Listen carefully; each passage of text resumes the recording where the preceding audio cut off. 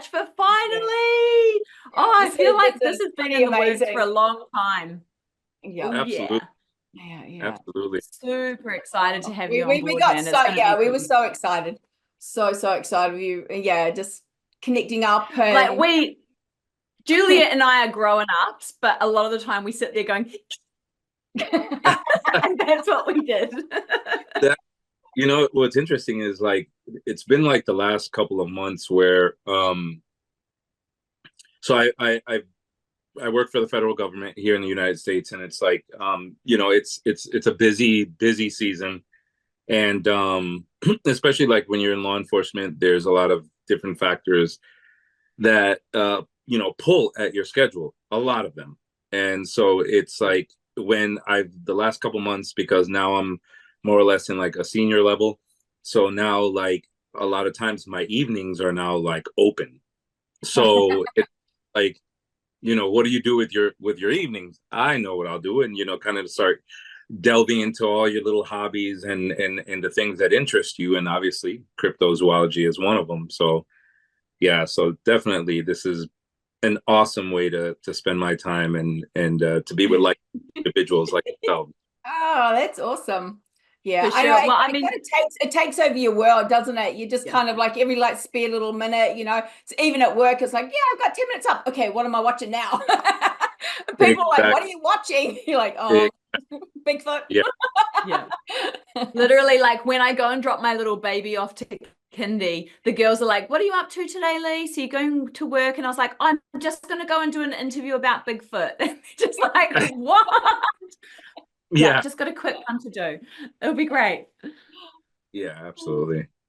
I'm sure they all think I think our friends now think we're a bit crazy, but we're like, it's okay. Yeah, but are we though? Okay. Are we though with everything that especially when in context with what our conversation is going to be? It's one of those things where, these things, these whatever they are, these entities, these whether they're biological, whether they're like some kind of a undiscovered species, an animal, or some theories are that they're interdimensional beings and stuff, and you start hearing all these different theories, and it's definitely something that requires, I believe, especially like somebody like me who's in law enforcement, there's things called anecdotal evidence, right? And like there are so many accounts of people who aren't people with any kind of mental deficiencies. There aren't people with any kind of issues that you would think, oh, they're doing it for clout, they're doing it for money and stuff like that really do have these intense encounters with these things. And these are people that are ex-law enforcement, military personnel, people in the medical field, people in government, high-end government. I mean, we had a president in the United States, I believe, that Teddy Roosevelt, if I'm not mistaken, that has an account of a Bigfoot. So yeah, that's pretty cool. Yeah, I mean, it's a United States. I mean, unless he was really going back on Grandpa's old. Yeah. The devil's lettuce, as we've been told. We learned a new word a couple of weeks ago, that it's the devil's lettuce, and I was like, this is great. Why are we calling it pot?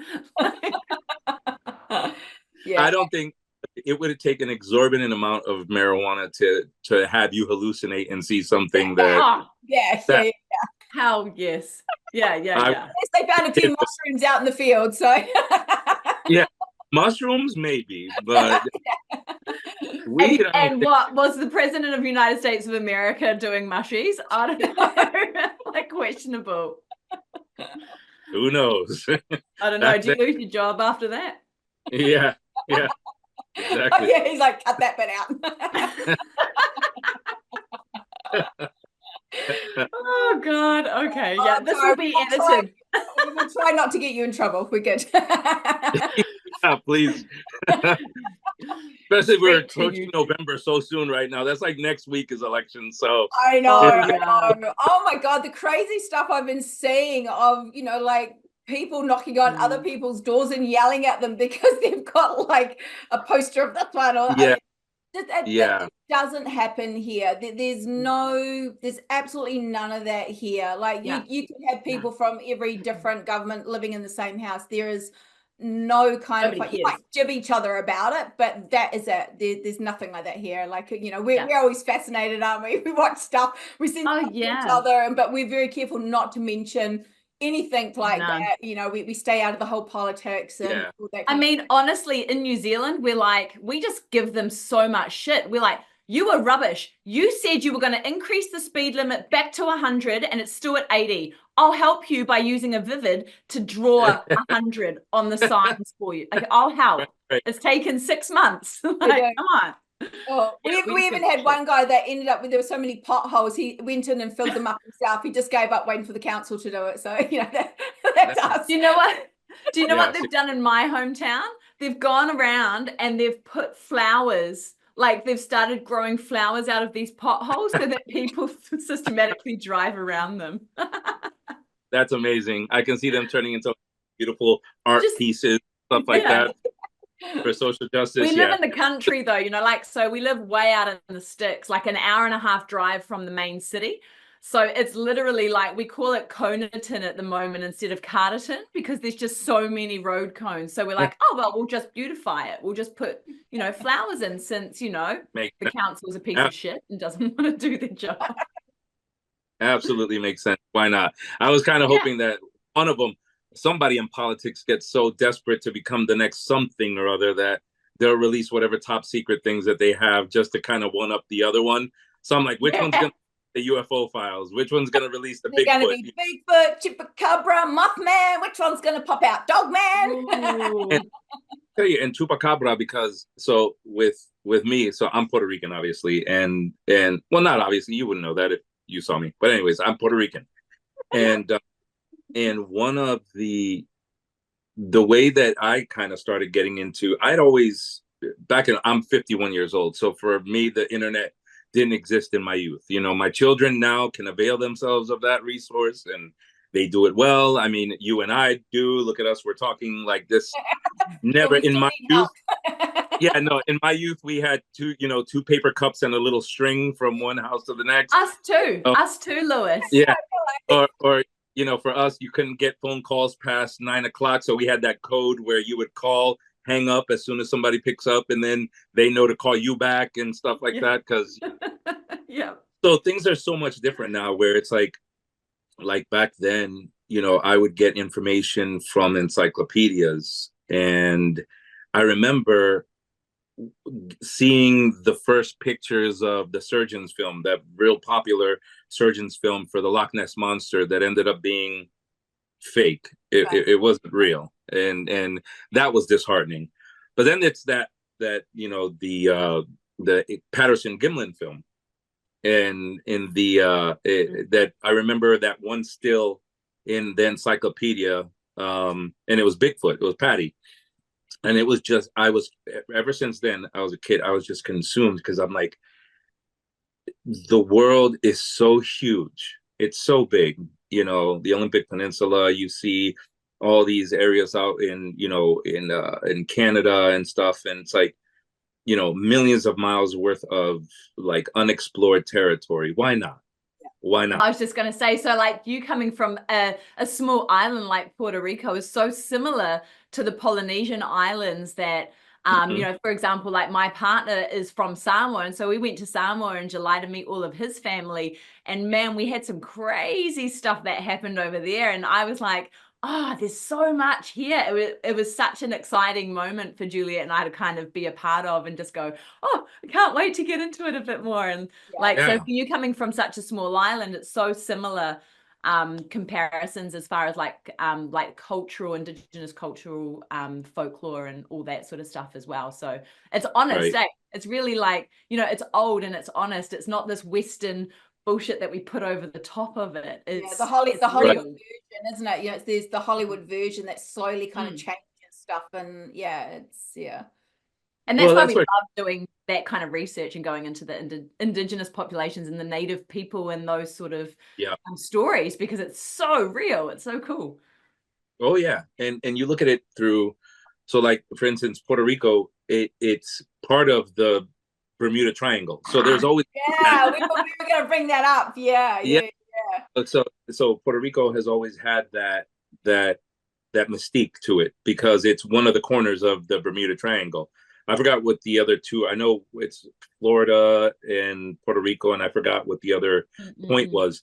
But but it's one of those things where Puerto Rico has always been draped in this kind of I'm sorry, the camera's kind of moving. Puerto Rico's always kind of been draped with this kind of folklore where you know a ton of UFO sightings. The United States government had the biggest satellite dish in the United States in Puerto Rico, and it's in El Yunque, and it's like the rainforest there.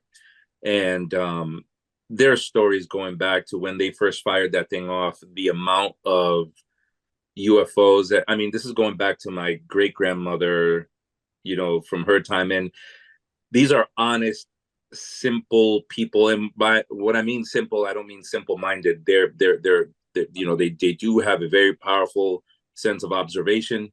You know, you're not going to pull the wool over their eyes. But when you have somebody like my great grandmother who would say, yeah, she remembers walking home from this little makeshift school back when it was her, you know, when it was her time and stuff, and she remembers seeing, you know, lights in the skies that just didn't make sense, and she would get in trouble if she would bring it up too much because people were having these experiences. So what it was is they kind of chalked it up to like, all right, these kids are bored, they're not doing anything, we need to do something with them. And in reality, it was these supernatural experiences or out of, you know, interdimensional experiences that they were having, and they couldn't talk about it because if they talked about it, they'd get in trouble because they're making it up. And it kind of in that same attitude, whenever we get on a subject of the Chupacabra, that same attitude kind of followed the Chupacabra a little bit, but then again, it was the anecdotal evidence that countered that, you know, that type of argument. So yeah, and that's kind of, you know, that's been the same through kind of every era, you know. And right back in your great grandmother or your grandmother's time, there wouldn't have been all the planes, there wouldn't have been helicopters and all the stuff flying around all the time. You wouldn't have had the satellites and, you know, all that kind of stuff. So they, you know, they can't turn around and go, it's not this. You know, we've seen stuff and kind of gone, yeah, pretty sure that's not a helicopter or a plane. You know, it's just right. It's everywhere, you know. And this is like, again, this is like years and years ago when I was a teenager. So yeah, it does. And you probably too, you kind of get to that point where you get really frustrated sometimes with people because they won't even acknowledge that there's something else out there. But yeah, I think it comes from a big fear thing, isn't it? You know, there's this real fear of the unknown where, you know, like us and, you know, people like us, we kind of go, oh, let's go, oh look, there was a dog man over there, let's go have a look. You know, people go that way, we go that way. Yeah, let's go have a let's see if we can find them. People are like, what? Yeah. Well, I mean, that sort of thing is what spurred Cryptid Women's Society on. We started getting all of these women talking to us and guys, but a lot of women going, we've got these stories we haven't told anyone before, but you guys seem really open to it. I want to tell you about it. And Juliet and I were like, this is insane. We have so many people wanting to talk about these stories. And it was during kind of lockdown, and, you know, in New Zealand, and Juliet's in Australia, Juliet went through probably the most restrictions worldwide. Yeah. As far as COVID lockdown and stuff went. And it was really rough, really rough, but it really spurred on a lot of people to kind of look outside of their normal space that they were in. And then we kind of realized that there wasn't a space for women to kind of come together and talk about this sort of stuff. There's a lot of spaces for guys, absolutely, within this space, within this industry, but there's not a whole heap of room for women to kind of share that, and a safe space, you know, for women to come together. And that's what spurred on Cryptid Women's Society. And then come down to the South Pacific, there's nothing, you know, like, I think you're very privileged in America and around through the Northern Hemisphere to have such I don't know, education is the right word, but it's basically, you know, you have these TV shows about, you know, Expedition Bigfoot and all of these things happening in the South Pacific, in Australia, New Zealand. We can't even get that. We can't even get those shows. So Really? it's very closed, very closed. I do in Australia, like the Expedition Bigfoot, but it's really funny because I live in Victoria. Victoria is quite it's a very strict state. It's just is, but like every other state in Australia will get Expedition Bigfoot. I get it 8 months later. You know what I mean? And then you don't even get all the episodes. If they kind of think, you know, you got TV shows that will come out, but if they go, yeah, I don't really like that one. So, you know, so we're not even going to show you that one. That one's not going to be available. I don't know. Have you ever heard of Peppa Pig? Have you got kids? Oh, absolutely. Okay. All right. So there was an episode of Peppa Pig where Peppa Pig was playing with a spider. It got banned in Australia because we don't want kids to think they can play with spiders because everything here is poisonous. So they banned Peppa Pig. So, yeah, that just goes to show the mentality of our government. Oh yeah, but in New Zealand, I had to watch black market Bigfoot shows. Okay, that's my life. I find it amazing. So I'm like, can I watch it here? I'm being 100% serious. So one of our friends. Drugs. I think I'm going to start selling Send it to me, please. I mean, seriously. Videos up in you New Zealand. People don't spam me with it. You people don't understand how bloody lucky you are, because seriously, like Brit from Brit Investigates, right? She is on Discovery Channel doing the Lost Monster Files. And I'm like, dude, there is no way I'm going to ever get to watch this. So I'm now trying to talk people into holding their phone up in front of the television so I can watch it.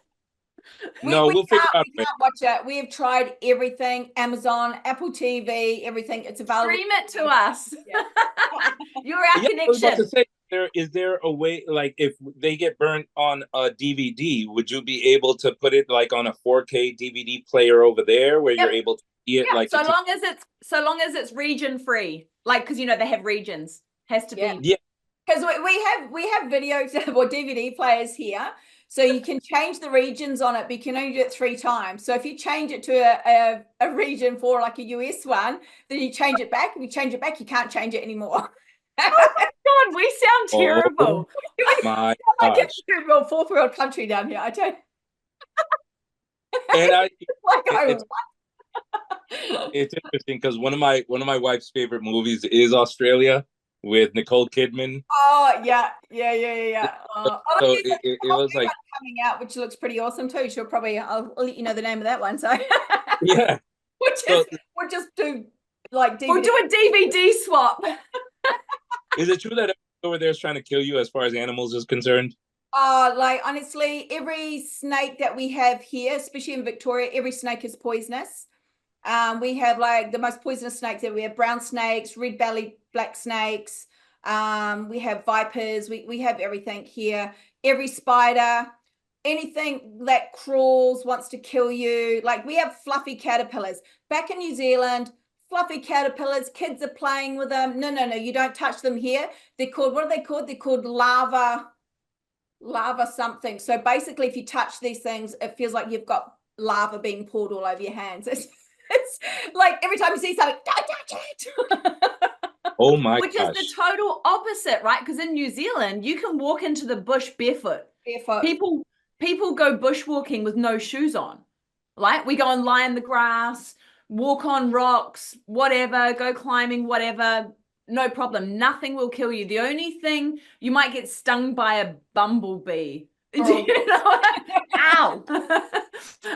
Everything else. Yeah. And like, you know, we grew up going down to the rivers and swimming and, you know, and all that kind of stuff. And number one, you've got to get to the river first or the stream. So you've got to go through the brown snakes.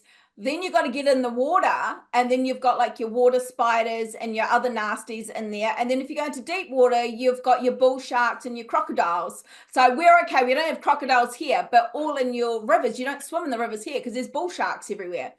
So it's just don't know why she lives there. I went north, and there was this most amazing beach. We were up there watching the Indy 500, and I'm like walking along this beach going, this is just amazing. And then these two drunk people ran into it. Police officers like, get them out of the water. And it's only dawned on me, I'm like, why isn't anybody swimming? This is so beautiful. And they're like, sharks, crocodiles, box jellyfish. I'm like, okay. So we have these beautiful beaches, but people don't swim in them, and that's a big thing. People go, wow, look at all these beaches, and it's just like, no. I literally see you both on vacation coming up to the States, and just instead of going out and painting the town red, you just stay in the hotel room and stream shows all day long. That's exactly what we said yesterday. Our nights will just be watching, so downloading them and taking them, bring them back home. So literally our conversation yesterday, we were like, we're going to go to the States. We have to block out an entire week so we can binge watch everything. You have to. Yeah, there's so much. Literally on YouTube, just YouTube alone, you can. There's like hours long worth of programs, anything. You have independent people. There's one called Small Town Mysteries, and these 4 guys, all they do is they go out into the bush, into the woods, and they've had some amazing interactions. But I've always noticed, and this is something that working for the government, and kind of like when my father was in and he had to investigate some of these cases that were coming to him with the Chupacabra. It was one of those things where it was like, I think that these things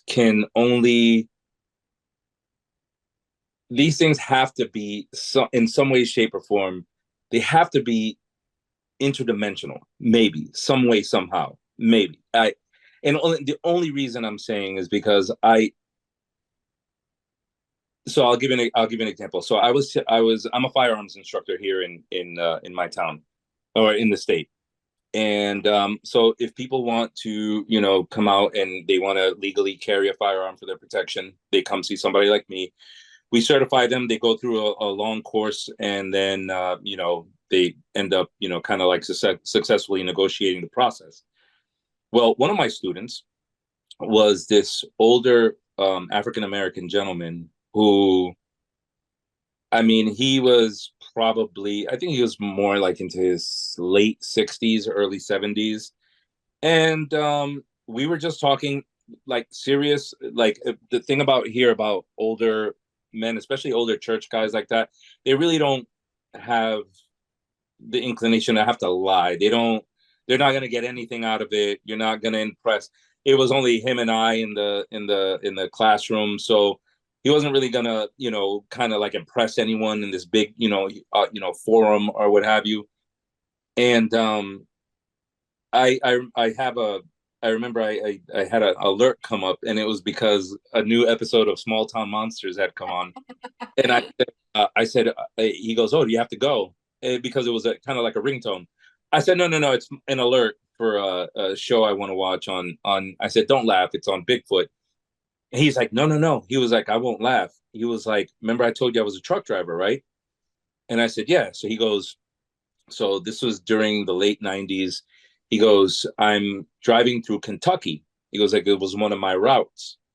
And he was like, it was middle of the day. He goes, he's driven that route a million times. It was a very familiar route to him.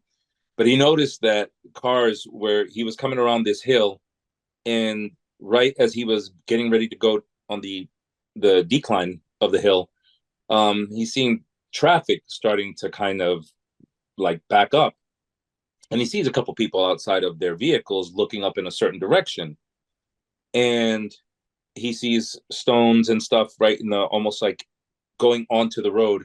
And he goes up to one of the drivers and he says, what's going on? Was there like a landslide or a rock slide, or the genesis of a rock slide? So they're just waiting for it to happen because they don't want to get caught in it. And he goes, no. He was like, whatever it is, you're going to have to see it, because if I told you what it is, you're not going to believe me. This is what the driver told him. So they're all looking, and all of a sudden they start hearing these, like this rustling of leaves and trees snapping, just coming down out of, he said it literally from, I'm actually just like paraphrasing, but it was almost like from the imagination or from a fable to reality. This thing just walks right across. He said it had to be at least 8.5 feet tall. It was huge. That all it did was it took 3 steps and it was already across the road. Now, if you know anything about if you have 2 lanes, the US, especially when you go into the rural areas, they're pretty lengthy, especially when there's only 2, because there's no pass lane. So they're pretty lengthy. And for something to have those strides that would be able to, and I immediately, like, my heart starts beating. And so I'm like, I immediately go into interview mode. Like because that's as close as I'm going to get to this thing. Right.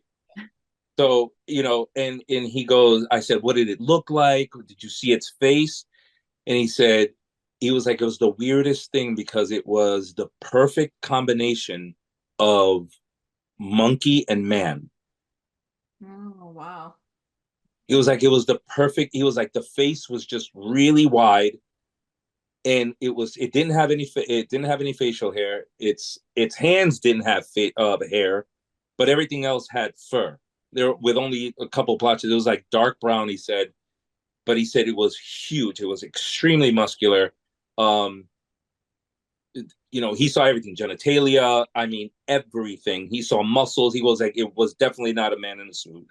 No man, no person could successfully negotiate that hill, the way it was running down the hill, how it was, any other person would have probably broken their neck down that hill. And he goes, and it was literally 30 seconds from it running down the hill to across the street. And then people started panicking and they left, and he got right back to the truck and he left also.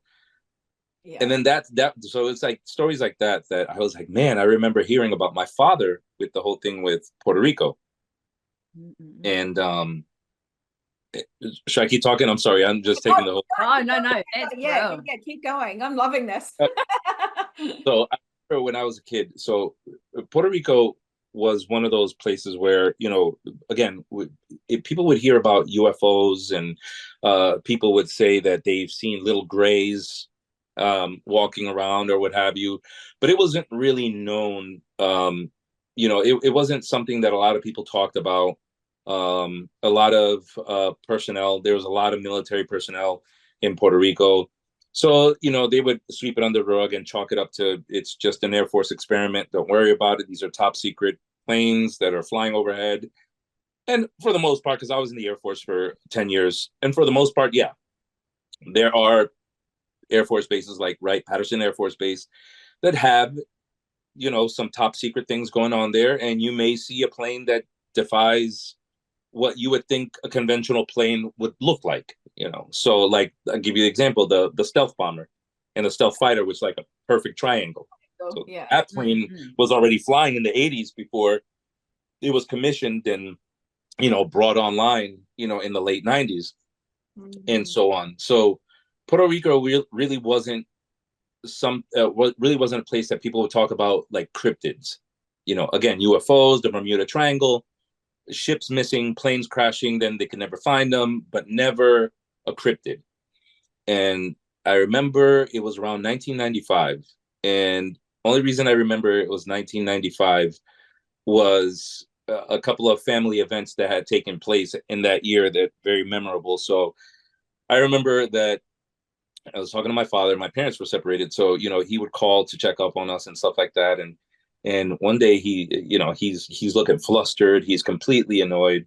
And I said, "What's up, old man? What's going on with you?" And he goes, "I'm getting complaints. I think that there's these kids they're part of the occult, and they're hurting animals."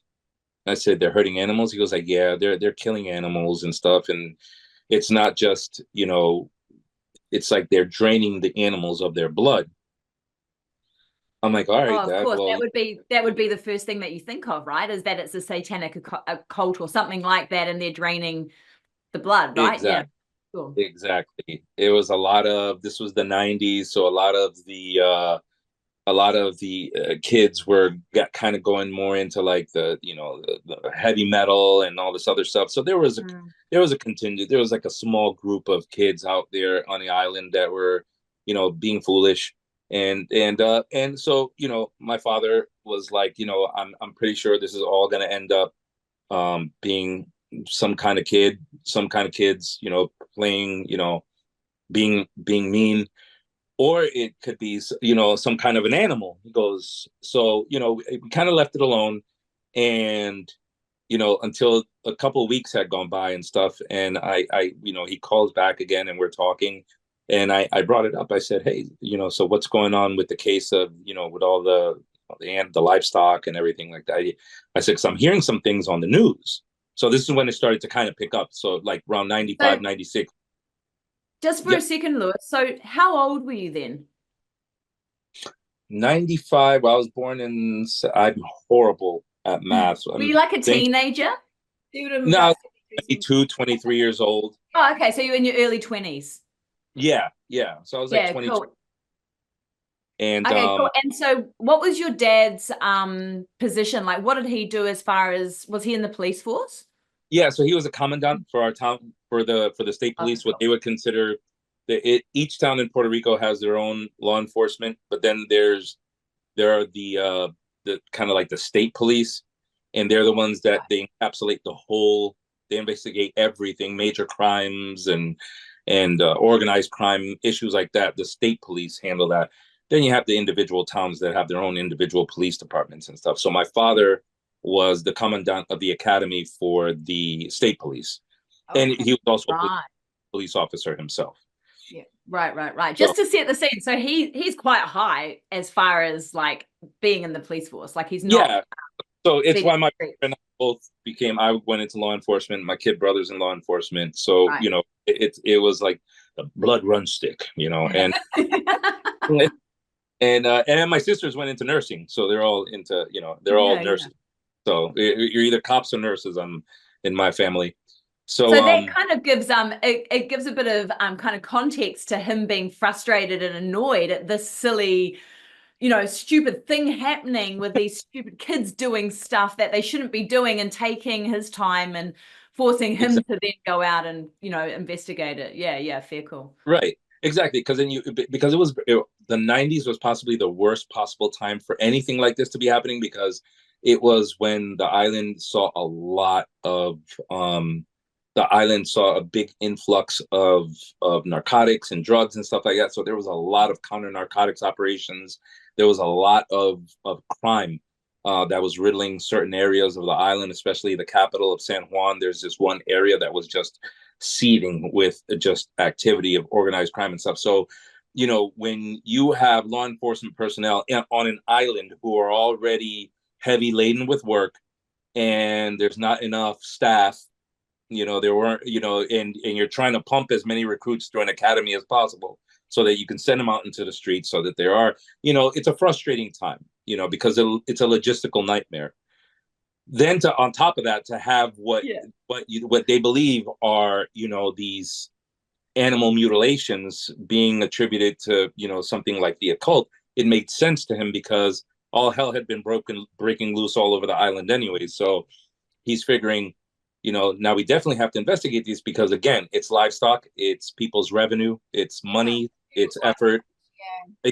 Exactly. So, and then so it's something that he definitely had to investigate. So the first was in a town of Orocovis, which is kind of like in the central part, and that was when they first found one of the animals with 3 puncture wounds on the neck. So that was the one where they were like, where they started to kind of trying to think this isn't normal, because the animals were not only drained of their blood, but the problem was the animal wasn't stiff. It wasn't like rigor mortis hadn't set in. So, Wow. and it had been, hours since the blood had been drained from animals. there was no blood anywhere near them. You know, something where you have 6, 7, 8 animals all strewn around the property with puncture wounds, yet, you know, void of any kind of blood. Yeah. Any kind of blood. And then not only that, for there to be no type of blood around them. There weren't any of aggressive predation. Yeah. I mean, we understand that. Juliet and I have both grown up on like kind of in farming environments. Juliet grew up on a farm. And, you know, so, and we've both had goats as pets and food and everything else, you know, and so, yeah, that it may, yeah, Steve, delicious. But it does, you know, we understand that, and it doesn't make sense there to be no blood, no, it's mental. It's really, and the no red that's super. I never knew that. That's really interesting. Yeah, that was one of the biggest things. Well, that was the main thing that that's when it was like, all right, now my stress level's really up here, because there were no signs of predation. So let's say if it was there really aren't that many you know, animals. Like, we don't have bobcat, we don't have any kind of mountain cat or anything like that. We probably have some kind of, you know, a rabid dog, or, you know, or they have iguanas, you know. Now they have nothing like coyotes or wolves or anything. Dangerous iguanas. Exactly. Just an iguana would probably just get slapped by the goat or something like that. You know, I've seen real gangster chickens and roosters chasing iguanas out there, stuff like that, you know. So, you know, it's one of those things where, you know, they have aggressive roosters out there because they do they call them cockfighting. So they do a lot of that over there as part of the culture. So, you know, they He's have not going to take out a goat, right? Right. And when it started to get really notarized is when these cockfighters, these prize roosters and stuff that would fight back, you know, sometimes even the owners would have a hard time going into the pen to grab them so they could put the things on their talons so they can go and fight or what have you. And these roosters, these birds were like really aggressive, and for there to be no sound. There was no sound ever at night, where you would think, like, if there are multiple animals on your property being killed, slaughtered, there's noise, there's screaming, there's bedlam. It's bedlam. Yeah. But for you know, for farmers who have a keen sense of hearing, because they have to keep, you know, that's one of the big things, you know, you have to pay attention, you know, audibly what's going on around you, especially if you own animals. There are predators and stuff, thieves. So, you know, for these farmers to wake up in the morning and then see entire fields full of their livestock, void of all blood, void of, you know, having the puncture wounds, but no blood anywhere. Rigor mortis again never had set in.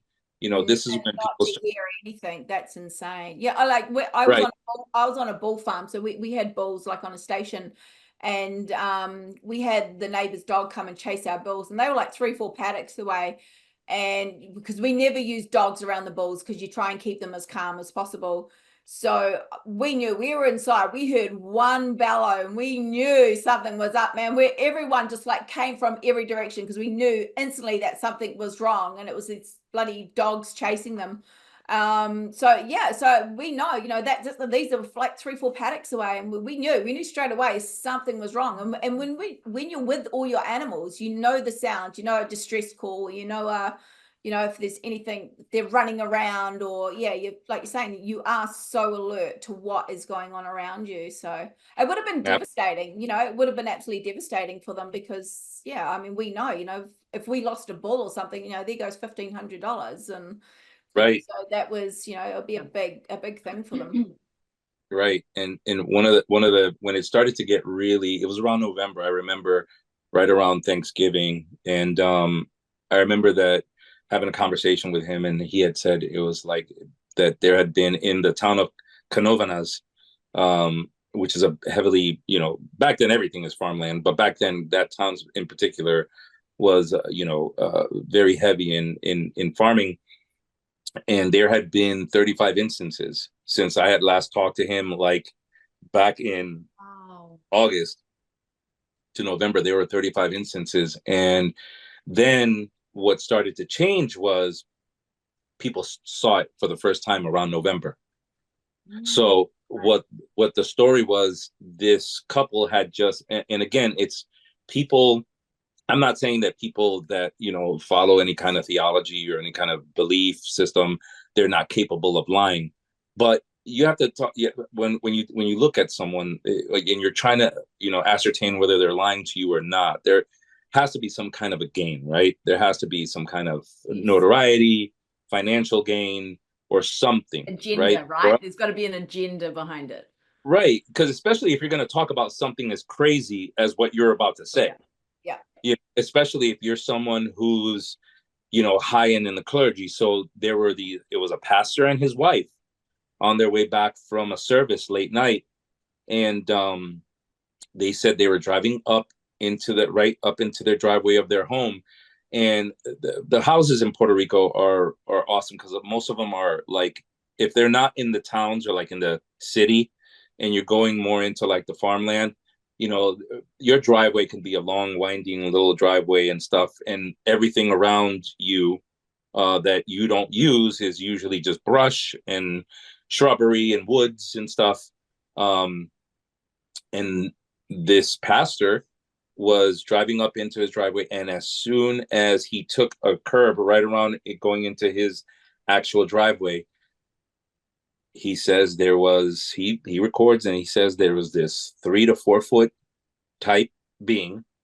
And that's when the famous drawing came out, where it was like this thing that stood on 2 legs, appeared reptilian in some way, where it didn't have any type of, there wasn't fur, there wasn't anything mammalian to it, if that makes sense. It was more of a reptilian type looking creature, big huge eyes, and what they said were like these spines that ran down their back, right down its back, and that it looked at them.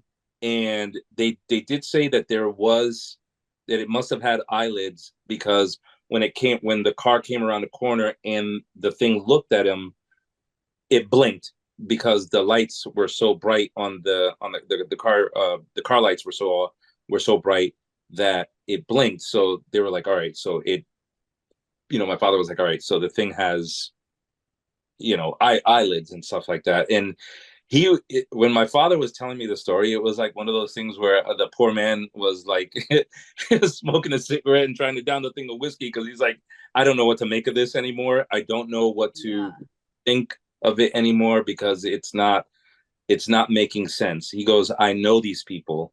They're not going to lie. They don't have anything to gain from this.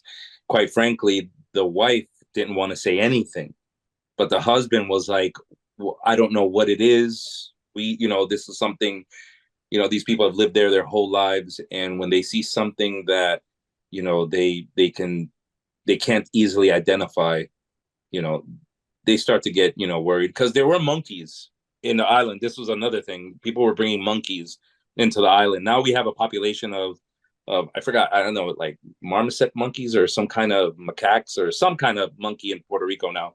But it's because people started bringing strange animals. So now we have caiman in Puerto Rico, which is something we never had, caiman crocodiles. And brought them in, and now there's this huge population of caiman crocodiles. Some people were saying, all right, well, maybe it was somebody with money went in, they got a monkey. The monkey has some kind of, deformity to it, range, or some kind of deformity to it because it's, malnourished, or anything could happen to whatever. This is an island, that's a monkey. They don't go hand in hand or what have you. And it was like, until a couple of weeks had gone by, and then someone else saw it again, and they described the being the same exact way. So now the island is going crazy, because not only that, more and more throughout the island completely. It wasn't just one. There had to be more, because all over the island they were reporting animals with the blood, completely drained out of them, and the same exact pattern. Yeah. And if it was like a, you know, like a mammal or some type of animal, it probably wouldn't have been able to. How long would it take to get from one side of the island to another if you're kind of, say, walking or Yeah, the days? island super small. I mean, I can go from one end to the island to the other in an hour and a half. Oh, okay. Is that You know what I driving? mean? That's driving. Yeah, you can drive it. You can drive the island, you know, Yeah, east to yeah. west, north to south, and you're fine. You'll do yourself a disservice because you're supposed to be, you know, going off the beaten path, enjoying the island. We know who to contact. We were talking about visiting today. So Yeah, stop by the Bacardi distillery. That's where I would. Priorities. Priorities, right? Before you go, you know, looking for cryptids, you got to stop by the Bacardi distillery there. After. Good plug there, buddy. Well done. I just drank half a bottle of Bacardi. I'm fine.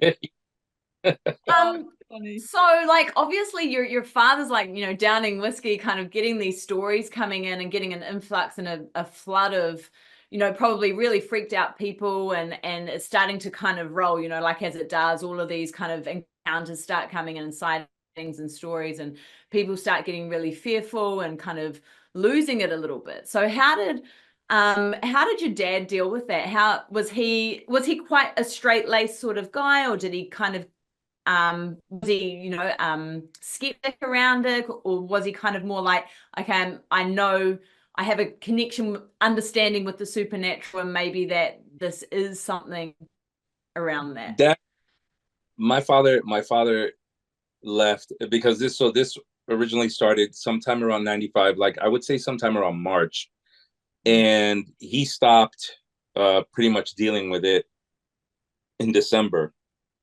And here's where it starts to get a little bit more of the so like we were talking about, I was on YouTube watching all these awesome Bigfoot videos and awesome Bigfoot shows, and I would notice that and this is where I believe, you know, Uncle Sam kind of starts to I want to say censor and intervene and unplug. When you get too close to the truth, you know, sometimes you get phone calls. And I noticed a bunch of TV shows. So, right, I'll give you an example. I used to watch this guy called the Turtle Man in the United States, the Turtle Man. Now, he was the type of guy, he was like this, what they would call like a redneck hillbilly that would go into these things and go get snapping turtles, and then he would release them into like this snapping turtle sanctuary or whatever. And he was just a really colorful fellow. He was awesome, funny, great. I used to watch him on YouTube all the time. All of a sudden, I don't know what, you know, propelled him to go the other way, and he started doing Bigfoot hunting. The thing was in Georgia, in the state of Georgia. The thing was that on a couple of his videos, he ended up getting rocks thrown at him. There were sounds. There were a couple of things that he forgot to edit out. And I'll see if I can send them to you so you can see what I'm talking about. Where no sooner do these last 3 episodes of him hunting for Bigfoot, where, I mean, not only footprints, but Bigfoot was leaving things behind for him and stuff. And there was like this interaction. All of a sudden, from one day to the next, Turtle Man drops the show. You don't hear anything else about Turtle Man. You don't even hear anything else about the show. Okay. So that's just one out of a couple of that I've seen, that once you start to get too close to the truth, they don't care about, oh, you found a footprint, cool, because they could chalk it up to some kid being silly in the woods or whatever. Even though who the heck would have a size 17 foot, you know, in the middle of the mud, whatever. Or like in Puerto Rico, the Chupacabra, where they would find, you know, these footprints of 3, it was almost like a reptilian footprints and stuff, and they would have these footprints and stuff.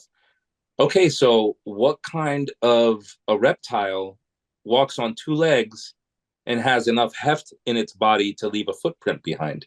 Yeah.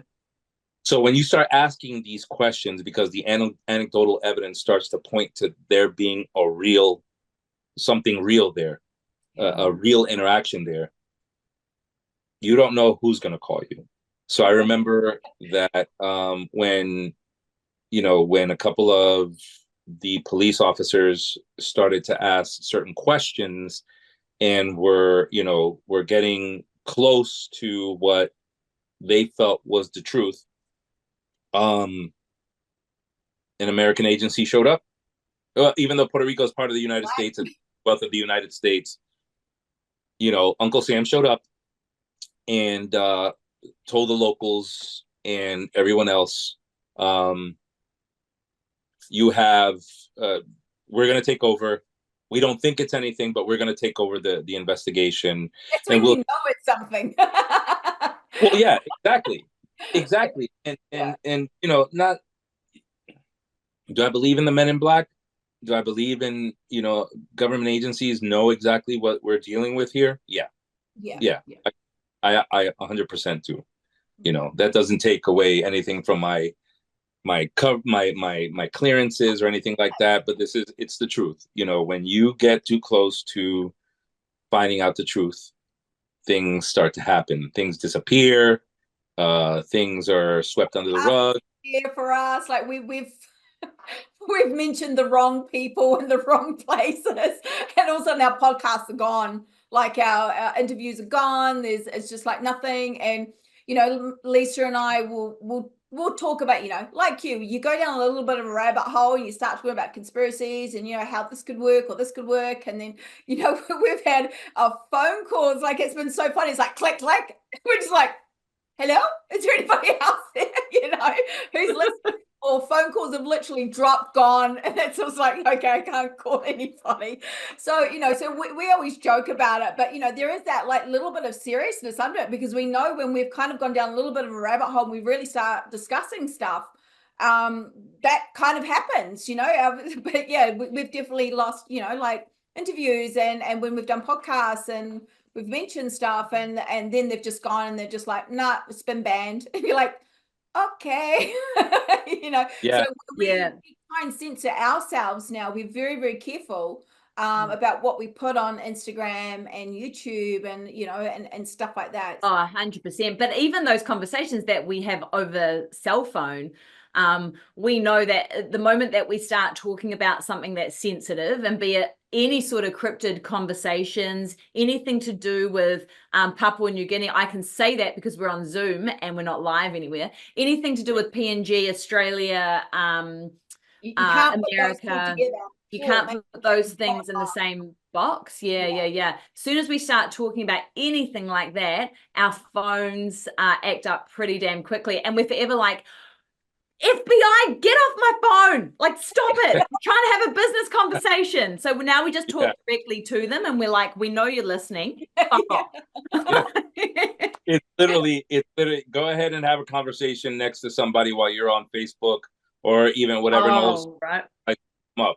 My wife and I were talking about, I want to buy a pull-out couch and whatever. And all of a sudden, all these advertisements for pull-out couch.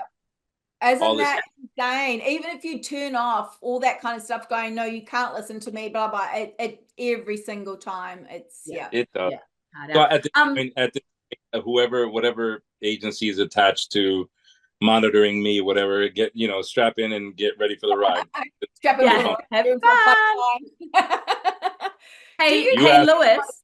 Sorry. Yeah. Do you think in here? So oh, sorry. You're freezing up. Back cable connection. So Jules, go ahead and ask that question.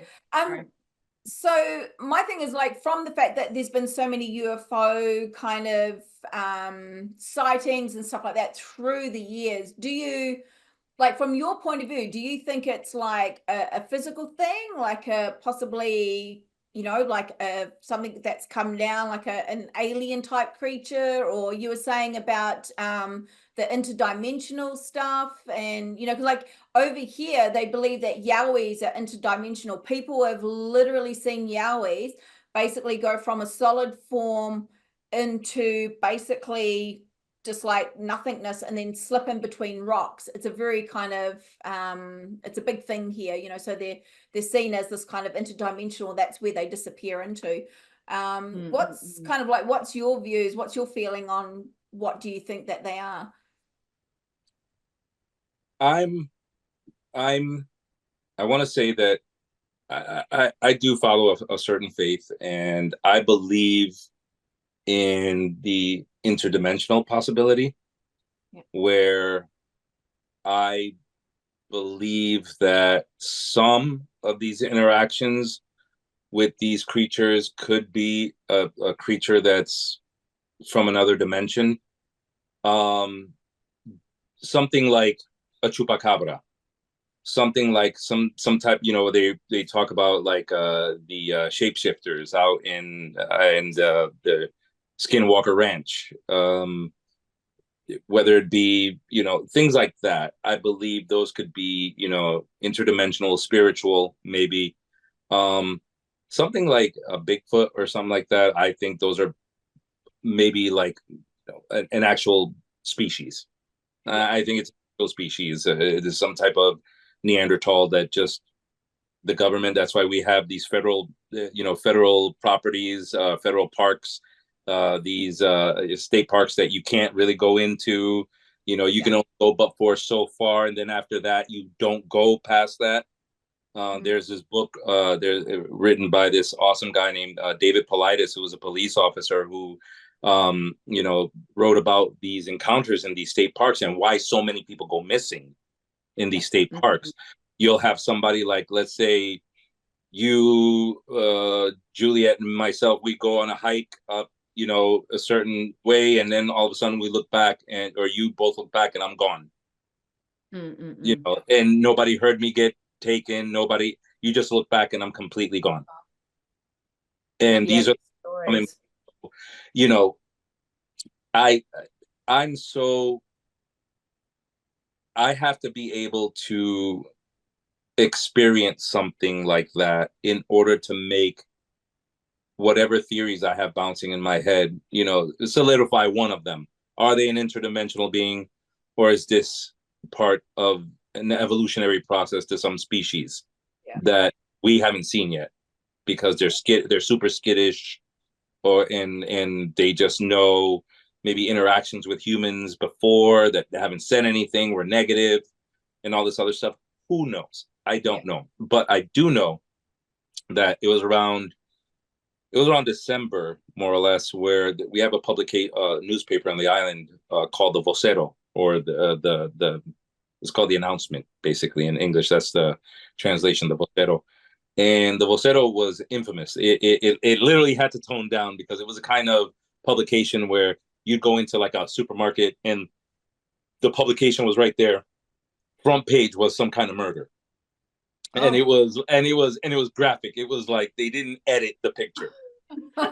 So and what was ironic, you know, it would be the publication would be like in the lower shelves and stuff like that. So if you're a kid, you're walking by at eye level with somebody looking at, you know, this person that's been murdered in a horrific way and stuff like that. So they toned it down where they started kind of putting those stories into the thing. But interestingly enough, went right around, I want to say it was around December, when they kind of started to get huge. I mean, people in the United States were talking about the Chupacabra. There were T-shirts made.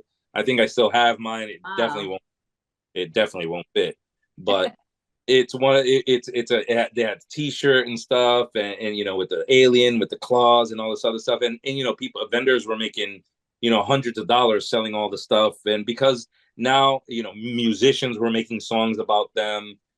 You know, people were, you know, this parodies and stuff like that, and it was interesting when the Vocero had gone in and did a story about it, and it did discuss the possibility of this being some type of alien, that it's close to the Bermuda Triangle. This is an alien that needed some type of biological sustenance, and it chose, for whatever reason, animal blood.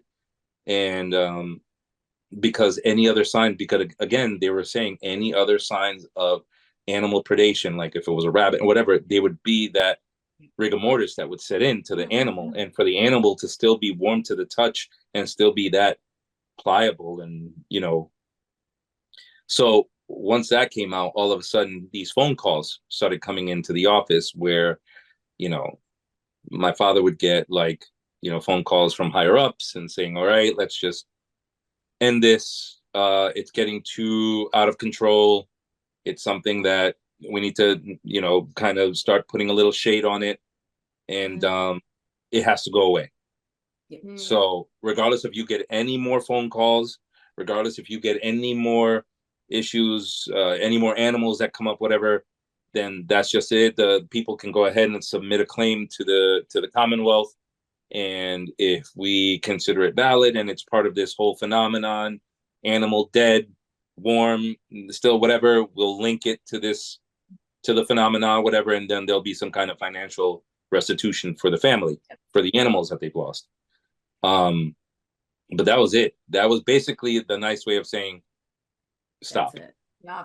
Were there any autopsies done on, obviously on any of these animals as to try and figure out why the rigor mortis wouldn't set in, or? Yeah, so that was one thing that we never really talked about. He never really brought up. There were definitely autopsies. I mean, you would see the videos of the old videos of the pickup trucks the police department have with all the livestock in the back and stuff like that. So they're going to definitely take it out to a veterinarian, so the veterinarian can assess, the cause. But it was definitely not something that the coroner or the autopsy would yield anything, because if there is another phone, so the way that they do it is, if you have those types of processes, coroner or veterinarian or anything like that, where it has to deal with a crime, they have specific people that they go to. It's not difficult to have a 3-letter agency call these individuals, find out where these things are, and saying, whenever whatever gets released, send it to us here. Yeah, and no one else. You make no comments of anything out there. Yeah. So, and I mean, so that happens. They've never been known to attack people at all. No, so there was one case, and let me see, I think it Good was... question, Juliet. Can I just throw that at you? Great question. Local vampire? Yeah. There was this one time. So in November, actually, and it was around November. So there was a man working in his yard.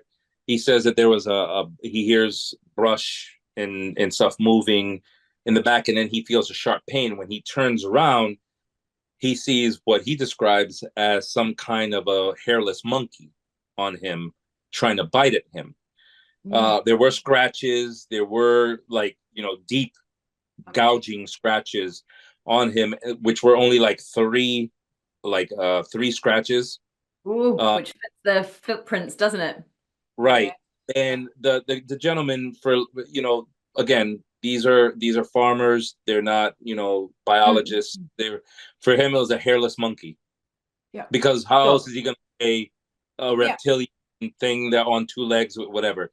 So for him, it was a hairless monkey, and it bit me. Once it saw that I outmuched him, it got off of him, it ran and stuff. Never again was that man spoken to by the media, which was interesting, because he was the only one that had been documented to have been attacked by the Chupacabra. And interestingly enough, it stops, and this is where one of my other theories, I think, and it's not been substantiated, but no sooner does the whole thing with the livestock and everything stops, it literally almost like stopped one day to the next. The farmers stopped experiencing loss. There weren't any phone calls anymore of this little cryptid running around in the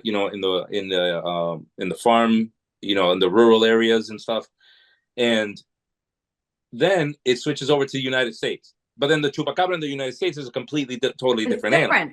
So that was going to be my question. I was like, where's the comparison? Is it just we don't know what it is, so we're going to call it this? Or was that a systemated change so that the Puerto Rican stuff that was going on is now seen as, oh, it was a dog? Because that's what I always thought it was, until you've just brought up the fact that it was a 3-foot kind of alien species. And I'm like, Right. oh, it was. Yeah. Right. And if you look at the pictures, if you look up the Chupacabra in Puerto Rico, the drawings of what it is compared to what people are seeing out in Texas and in Mexico, in the south of the border, it's a completely different animal. It's more of a canine. It's more of a hairy dog. Yeah, And they actually yeah, and you can tell that some of them are like either a coyote or wolf or something with mange. Sure. I mean, you know, you can tell that, and anybody from, you know, like we're saying, anybody who's come from like a background in farming and, you know, been around that kind of stuff, vets, they'll kind of look at it and go, yeah, I know what that is. But then there is that other side that is like these crazy attacks have now started there, and literally. So what about the Hobsonville goblin, right? There was a story about these girls that that found this Hobsonville goblin that was this little creature that was running around terrorizing, like, you know, these 3 girls, these sisters or whatever, down the street. And it was bipedal and it was little, and it looked like almost what I would think the original Chupacabra looked like. It had these, you know, little 3 feet things, and it had like spiky ears and that sort of stuff. So is there a comparison between those two? Now look at the situation in because again, the media, when it's something so absolutely massive and supernatural, they throw this huge story, they spin the story around, they add humor to it to try to pacify it. They'll have late night talk show hosts bring it up and kind of poke fun at it, so that, you know, because we're the type, they're hoping, right, there will be like, oh, stupid me, yeah, I'm silly, it's just some kind of a animal with mange, and this is it. You know, the blood, maybe something has to do with the fact that, because one of the theories was the reason the animals weren't rigor mortis or whatever is because they were in a tropical setting and there was, there anything, and I'm like, that has the blood just dried up. Yeah, it just dried up, evaporated. It evaporated. Makes sense. And they didn't get rigor mortis because it was nice and warm, and they just stayed all warm and humid. Before it drained its body, it had a margarita, it was laying out in the nice weather. So, you know, and you start looking at these things, and like, I'll give you an example. You all heard what happened in Miami, the whole thing with the big gigantic 7-foot humanoids that appeared in Miami. Now, I can't, that is too close. I'll talk about that one a little bit, if you don't mind, just a 3 seconds. That one really close because my agency is out of Florida. My base is out of Florida. And I'll say this, that the story was that there were some kids taking shots. They had heard either fireworks, and then some people said there was a fight. Then they heard fireworks, potential shots called. I've been in law enforcement for a long time. You never throw that many guns at a situation where there's kids potentially. There were police departments. 911 had been shut down. I mean, it was huge. And the amount of people that were coming forward and saying, this is what we saw. There was no such there. The media's lying. These 2 big entities, whatever. All of a sudden, do you hear anything about that anymore? And video footage gone. That was the first thing, right? Juliet and I were like, we saw that come up on TikTok or Instagram or whatever, and we were both like, why so many cops? Yeah. Why like 300 police units or something ridiculous like that? Even to a shooting, to a mall shooting, you're not going to get that many cops. Number one, it's a traffic nightmare. Number 2, most of those cop cars can't even get to the bloody mall. And number 3, like, that is stupid. You need police on the ground outside of the mall to, you know, maintain public safety and everything else. We were like, there is something real strange going on with that one. That is not right. And all I'll say is, can you imagine the amount of phones that needed to be replaced because once Yeah. you get, once you get past a certain level of questioning or interrogation, you may or may not see your electronics again. You may get a little voucher to replace the property or what have you, but other than that, yeah. So if there were, because in this day and age, everybody has one of these on the phone, right? So if there was like HD quality video of what happened, you're never gonna see it. You're never gonna see it. But what you did see was when they released this one police officer, you can look in his face because they made it a cartoon, kind of like, so the police officers released a statement. Miami-Dade police released a statement. This police officer read the statement, and then he goes, trust me, he said something there are no aliens or whatever, and then this little gif of an alien comes by, and he like acts like he's looking at it, and it just disappears. So they turned it into this joke, right? When you look at this man reading this statement, you can literally see the struggling, the look in his face of, number one, I'm lying, I'm bullshitting you 100%. This is 100% bullshit, the line I'm giving you. And number two, there was no spit in his mouth. There was almost, I'll send it to you. It was so amazing to see the way that they try to cover that up. And it's the same way with any cryptid, the same thing with the Chupacabra. You get too close, or when there are too many questions, too many good, pertinent questions, like you said, the Chupacabra in Puerto Rico looks completely different than the one that they've seen in Mexico and then the one they've seen in Texas and stuff, right? That one is like a dog. It's a canine, a hairless canine or what have you. Still doesn't explain the puncture wounds. Still doesn't explain. And 3 puncture wounds. That always really got me. If it was a canine, they have 2 canines. We know this because it has 2. We see it. If it was a cat, it has 2 canines again. So having 3 puncture marks, where does the third come from? An exact puncture marks, like and it was the same diameter hole, same exact diameter hole, same exact pattern, 3 puncture wounds. What if it's an animal, like something like that, like the Chupacabra, like let's say in Texas or in Mexico, it would obviously be like a canine. So you would have, puncture wounds in the bottom for the bottom teeth, visors on top, right? Because and they don't let go; they tear out.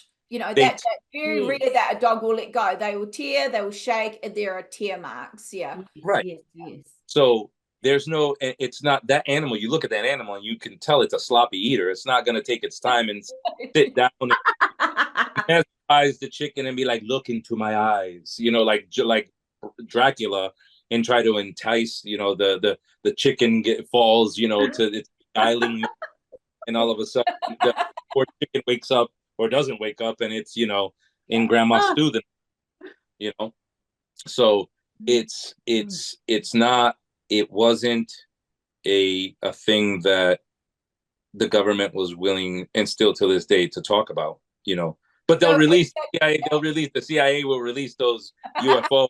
They go to Congress and say, listen, I'm telling you right now, that was a UFO and it was following this Navy ship and all this other stuff. And so it goes into that theory of kind of what we were talking about a few kind of lives back with the hybrids. Is this a hybrid that was kind of made and they were like, oh, that's probably not really working, let's kind of mix it up a little bit and chuck it over this side and see what happens. It's like, you've got to look at that because it's like the same type of things happening, but it looks completely different. But has similarities, but and so then you've got 2 pathways on that, right? So if it's a hybrid, it's either an alien or something like that hybrid that has been dormant for many years and has finally kind of snuck back into the world and blah, blah, blah. An alien little phrase escape pet. Yeah, 100%. They've been sleeping in a cave, woken up, defrosted themselves, whatever, and have come out to cause havoc on the goats of Puerto Rico. Or the second option, seriously, but the second option is it's military, right? It's some form of military hybridization program. And I know there's a lot of theories around Bigfoot and Mothman and that sort of stuff, that they are to genetically engineered or whatever mutations of these military kind of deep cover places that run through the states and stuff. I mean, we don't have that in New Zealand because we don't have enough money. We've only got an air force of 3 airplanes and 1 helicopter, and we're pretty stoked. You need some gaffer tape on it? Sure, we'll fix that. Yeah. This is literally it. At all, but thank you very much, Helen Clark, for that. But yeah, we are 100% not lying. Okay, we are back on straight. No, I've met some parts from overseas, and it's glum. It's a little glum. It's pretty sad times. But when we see things in the sky, we know it's not military, right? Because there's just no way. We live in a tiny wee little island that's, at the arse end of the world. So when we have things like dogman sightings in New Zealand, we have moiho men, which are, wild men, hairy men. We have these giant birds, huge eagles of, 8 foot across. It's absolutely insane wingspan. That's said to be housed up in Section 25 at the top of the North Island and all of this sort of stuff. It gets you thinking, is there a hybridization program going on through the military? Yes. What are your thoughts on that? I believe it. I'll give you an example. So right in Connecticut, I'm in the state of Connecticut, I'll just say it. There's this one island off the coast. It's called Plum Island. And it's called Plum Animal Research Island. Yes. And out of that, there's right close to that island, there is the island of Montauk. And I don't know if you've ever heard of the Montauk Monster. Yeah. Yeah. So that was you saw the picture of it. It looked like some kind of like a pig / dog / bird snout beak. Just bizarre, so bizarre looking, isn't it? It's just bizarre. Right. Yeah. And interestingly enough, Montauk is just right next door to Plum Island Animal Research. Yes. Do I believe that at some point the U.S. along with another country had some kind of a animal research plan and projects? Yeah, I believe it. I believe these things can be that. I lean more towards it being some kind of biological warfare, maybe. Like how much, let's say you release something like the Chupacabra out in a country where the enemy is heavily dependent on the revenue that they get from livestock. So if you create some kind of a creature that will grow and become a nuisance type of creature, and by the time the thing gets identified, by the time, the first hunter gets its first pass to hunt these things, they've already decimated billions of dollars worth of loss for the country. So the fastest way to control a country, isn't it? Take it out their economy, right? Absolutely. And here's the thing. If you go ahead and you do that, I mean, how are you going to trace that animal? It's an animal. It's an animal. You can't put the blame on anyone either. So you're just like, some kind of a weird animal that's become this thing. And I'm sorry, it's decimated your farmland and it's, costed you X amount of money and all this other stuff. And, I do believe that there have been, hybridizations of not only animals, but I believe even probably humans have been, can Bigfoot be something like that? Is it, people go back to the biblical times where they're calling Bigfoot probably, a descendant of what they call the Nephilim, and where it's in the book of, I believe it was in the book of Genesis where it said that, the daughters of men had children with the sons of God, and they were these big men. They were these big gigantic men of renown, like Goliath and stuff like that. And then you go out and they do these excavations and they find these skeletons that are like gigantic and stuff like that, and they're like, no, we didn't find anything there. It just takes them all and then destroys them. Oh, Lewis, don't get me started on giants. That's my jam, right? Like that's my happy place. And there's giant bones that have been found throughout Australia, throughout New Zealand, and have systematically disappeared. My dad has seen giant bones. He used to work for the Department of Conservation. There's many, many, many stories of this stuff. My mum's husband is part of a Maori tribe, or an iwi is what we call them, up in Gisborne at the kind of east coast of the North Island in New Zealand. And he says to me, oh yeah, we used to have a giant. He was our chief. And I was like, are you joking? He was like, no, he's a same last name as him. He goes, he's my descendant. He was only a few generations back. And I was like, are you joking? He was like, no, he was like 14 foot tall. He was massive.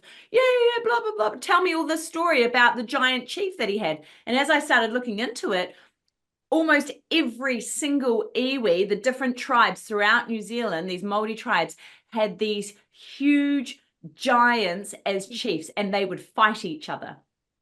Yeah. Absolutely And insane. What would stop someone like that, or animals from experiencing that type of growth, or something? Or I know there was a story going back, even when I was in the military, story going back to the giant in Kandahar. I don't know if you heard that story.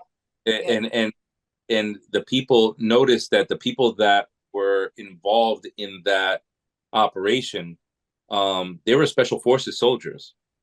These aren't just your run-of-the-mill grunt, like, or somebody that just got there an hour before the operation. These are experienced, skilled, highly skilled soldiers. And for that report to have come back, and for most of those soldiers to have had them, their mouths shut,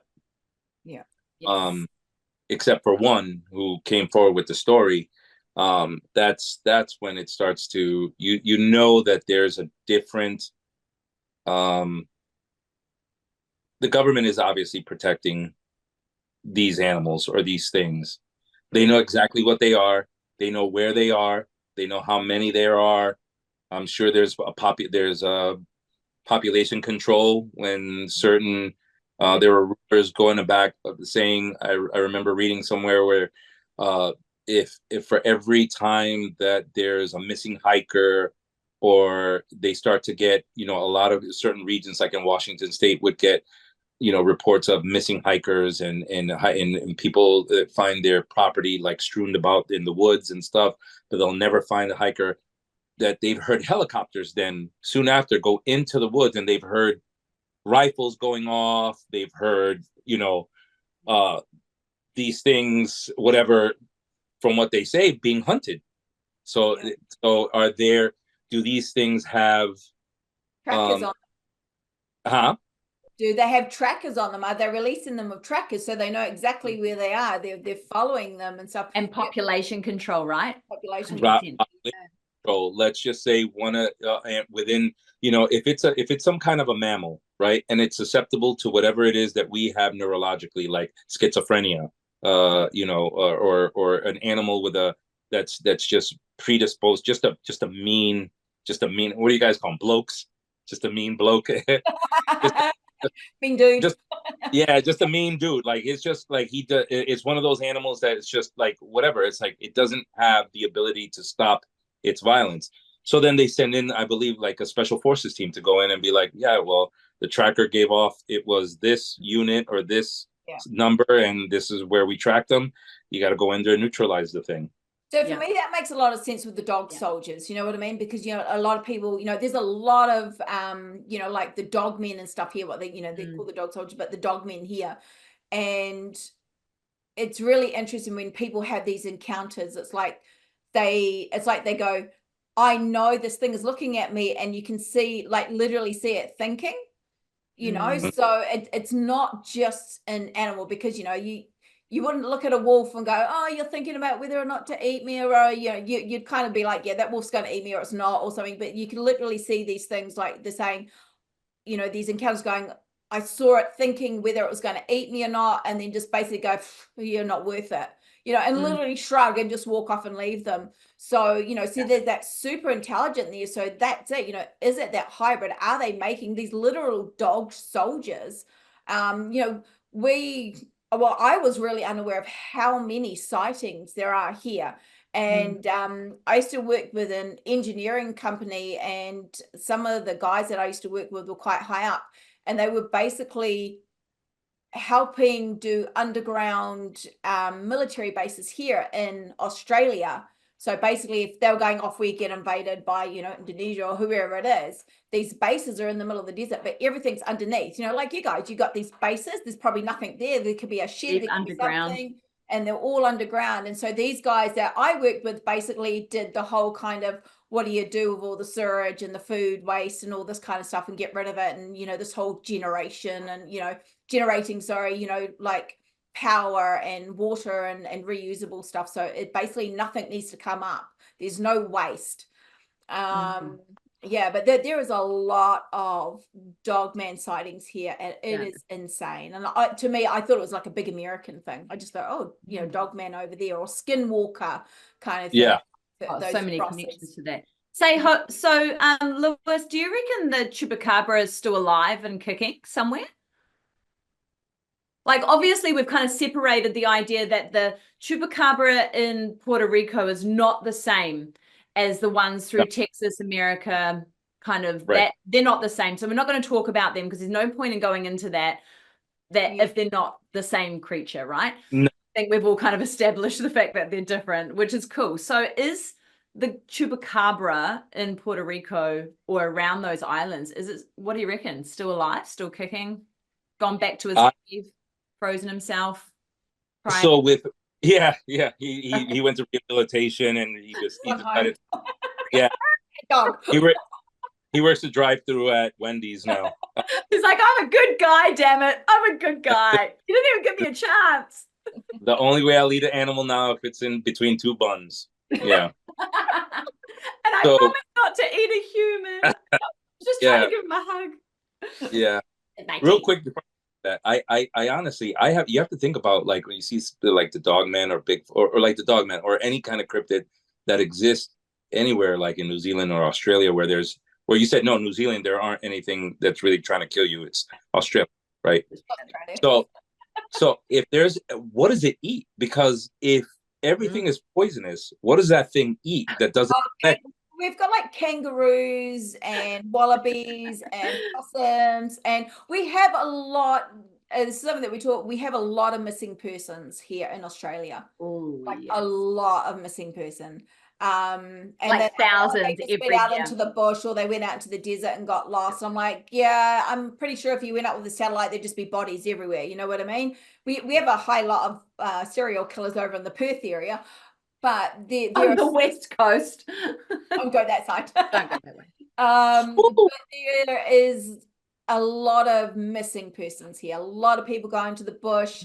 We came across a police report of when we were investigating the dogman stuff, of a hunter that went out. There was somebody had seen a dogman, and then basically a hunter went out afterwards, and it was basically his remains that were found, and he was torn apart. So, but then they were like, oh, it must have been a dingo. Like, a dingo's not going to do that. You know what I mean? Or they're like, oh, he must have died and animals kind of pulled him apart. Dingoes here are not that prolific. They're very far and few between. And like, we've got like the little marsupials, like the Tassie tigers, which again are Tasmania. They're not a lot around. So even in Australia, you don't have a lot of big animals that will kind of, you know, tear something apart. It'll be a lot of little things. Sure. And I mean, you don't have mountain lions. You don't have big cats in Australia, apart from the ones that were introduced. The alien big cats that they call them. Yeah. So there's no wolves, there's no bears, there's no mountain lions and big cats like that. So yeah, like ripping people apart. That's I mean, it's not believable, you know? Yeah. I think that Chupacabra, after December, I remember it was that one December of 1995 where it was at its height. It was the biggest thing, and literally it just stopped. So I don't know I don't know. We'll never know what it was, what it is. Has it, if it was interdimensional, it obviously lost its taste for whatever the island had to offer. If it's a species, um, did it change its diet? Is it still active? And if it is, can we attribute it to the regular? Did it change its diet? Is it still active? And if it is, can we attribute it to the regular predation that you see throughout the island? But now with the onset of, like I said, caiman crocodiles have been introduced into the island. Certain monkeys have been introduced into the island. We have these gigantic iguanas now that have taken over the island and stuff like that. So it's like, all right, so the island is becoming, this little haven of these, random animals that were once considered at some point some, narco terrorist pet like a caiman. And then all of a sudden the thing got too big and it couldn't stay in its swimming pool. So he released it along with its friends. And now there's a population. Yeah, sure. With the Chupacabra, I believe that it may have been, I'll give it because of the way that the animals were found. There had to be obviously more than one. There had to be more than 3 or 4 or 5. There had to be way more than them because the area that was being covered was not something that I would think a little 4-foot animal creature would be able to cover all that. Again, the island's not that big, but it's not an hour and a half driving. You picture that being 4 foot tall, walking around and stuff. It's not first, right? And then on top of that, you have to traverse, some serious hills. Is Puerto Rico, yeah, island, but we have some serious mountainside. We have some hills, some pretty perilous terrain also up there once you get into like the higher elevations and stuff. So, this thing, there had to be more than just 1 or 2 or 3. Was it a government experiment that they got all the data that they needed to get and then they rounded them up? Was there do these things have trackers? Like you said, like, do they have trackers and they release them in a certain area? They're trying to collect as much data. How much does the animal eat? What's its diet? What are its inclination? Whatever its proclivities? Does it like this? Does it not like this? Did it have an allergic reaction to the particular species? Whatever it is that they're trying to gauge this animal doing,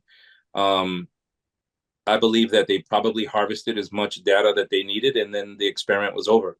Yeah, I would totally go with that.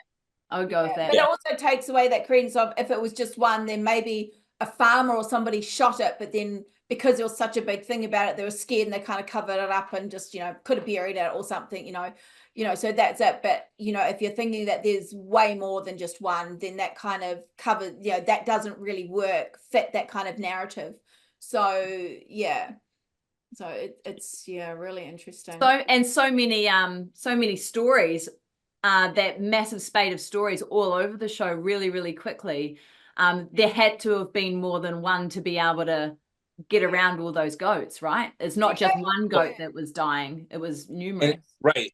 It was also because no animal, unless, okay, so this is so again, the 2 theories I have, where if it's something that, let's say, is otherworldly, right? Does it have the type of technology to mesmerize a flock of animals and the animal doesn't move, the animal doesn't even make a sound? And not only that, the creature can feast to its heart's content and move on from one animal to the next, one species. So I'm going to kill chickens. You know what? Let me go try some goats. That's where the cabra comes from, goat sucker. Rabbits, people that had rabbits inside of pens were also, eating pigeon, pheasants, and all kinds of stuff. So it had to have some type of control where these farmers can sleep through this complete slaughter of their livestock and not one animal let out a peep. So was it an advanced type of animal that has of alien that has that type of thing? Is it a species of animal, like you said, like an experimental thing where, it releases, I don't know, some type of gas, and it renders the animals, or a bite or a sting. Does it have a projectile? One of his spikes, does it come out in a hit? Is that one of the three? Because 3 puncture wounds on something that looks like, I remember they even theorized, oh, there are giant vampire bats on the island now. No, they're not. No, they're not. We have the vampire bats. Yeah. Yeah, but no vampire bat I've ever seen a vampire bat do that to an animal. Yeah. And if they do feed or whatever, again, the natural biological course of things after an animal dies, it gets stiff, rigors, and you could pick the animal up by the tail and it's completely stiff because it's got nothing in it. So that theory, Lewis, of maybe a spike, a projectile, or a gas or something like that, or a semi-poisoning almost, neurotoxin to a point where the animal simply can't move, can't do anything, and then that neurotoxin or that poison in there could be the reason it stops that rigor mortis from kicking straight in, right? That would be on that one animal, wouldn't it? But when you've got a whole herd, sure, you'd have to be like, you literally need a whole right? Coming out of alien, right? Yeah. Imagine a 4 foot. It's like a 4 foot, 3 foot, 4 foot thing, and we have 30, 40 goats or 15 goats and stuff. That one thing, it had to be more than one. The sightings were of one at a time, but that say that there weren't any within the tree line observing behavior. What if it's an advanced type of animal that sends out sentries to scout out certain areas before the flock comes in, for the protection. I know we do that when we do a reconnaissance of an area. Before you attack an area, you have to do reconnaissance. You have to do your homework. Are these the type of ambush predators? And if they are, which I believe that they would be some kind of ambush predator, right? Because you have to tackle that many animals maybe simultaneously at the same time. How do they coordinate their attacks? So many questions. Isn't it like tigers, when they roar, they have that kind of sound, sound that literally makes their prey freeze. But you still hear that roar. Same as Bigfoot. I reckon Bigfoot's got the same thing, that people, they get to the point where they just freeze. They can't do anything. They go into like this absolute panic, or it's known to turn them around and that kind of stuff. The Bigfoot thing they don't really hear. So that's it. Is it that kind of, are they putting out that sound that's so quiet that nobody else can hear it, and it just basically makes all of them freeze? Below the human audio. Pick what you want. Yeah. Well, look at dogs. If you own a dog, you have a dog whistle. You can have a dog whistle. You don't hear it, but the dog does. Are they operating with some kind of, like you said, like do they have echolocation like dolphin, and where they're able to send out, if they do, maybe their echolocation sends out some type of vibration or whatever that renders those animals helpless. Or just that's it, don't freeze and off you go. People have had encounters with Bigfoot. I remember watching one episode, and they were saying that in every episode that I've seen from a couple of these documentaries, that some hunters have literally brought their weapons up to bear on and said, I'm going to kill one to prove that this is it, science. You can kiss my rear. Here you go. Here's an 8 foot. Here's an 8 foot dude right on the slab for you. Let's find out what it is, right? But they're saying that they go in, and when they go and they raise their weapons up to bear on this animal, the animal, just by looking at them, there's one where the guy was like, it looked human. I couldn't pull the trigger.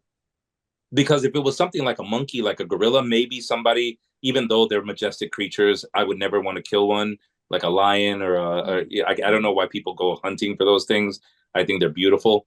But I can imagine a hunter who has no hesitation when it comes to downing an animal, all of a sudden now come across this thing, and you're resolute right? Yeah, I'm gonna do it. And all of a sudden, this thing just looks at you and you melt. It completely disarms you. So if a Bigfoot, which is something that you would look like as a mammal or something like that, you're looking at a Chupacabra, which is something like possibly, some kind of, advanced weapon system, biological weapon systems. Who knows what they can do? Who knows? It's scary, it's a scary thought. These things that are being, and we know that these creatures are being made. We know, like the technology and all that kind of stuff that's coming out. We've got no idea, absolutely no idea of what's going on around us. But it's amazing. Yeah.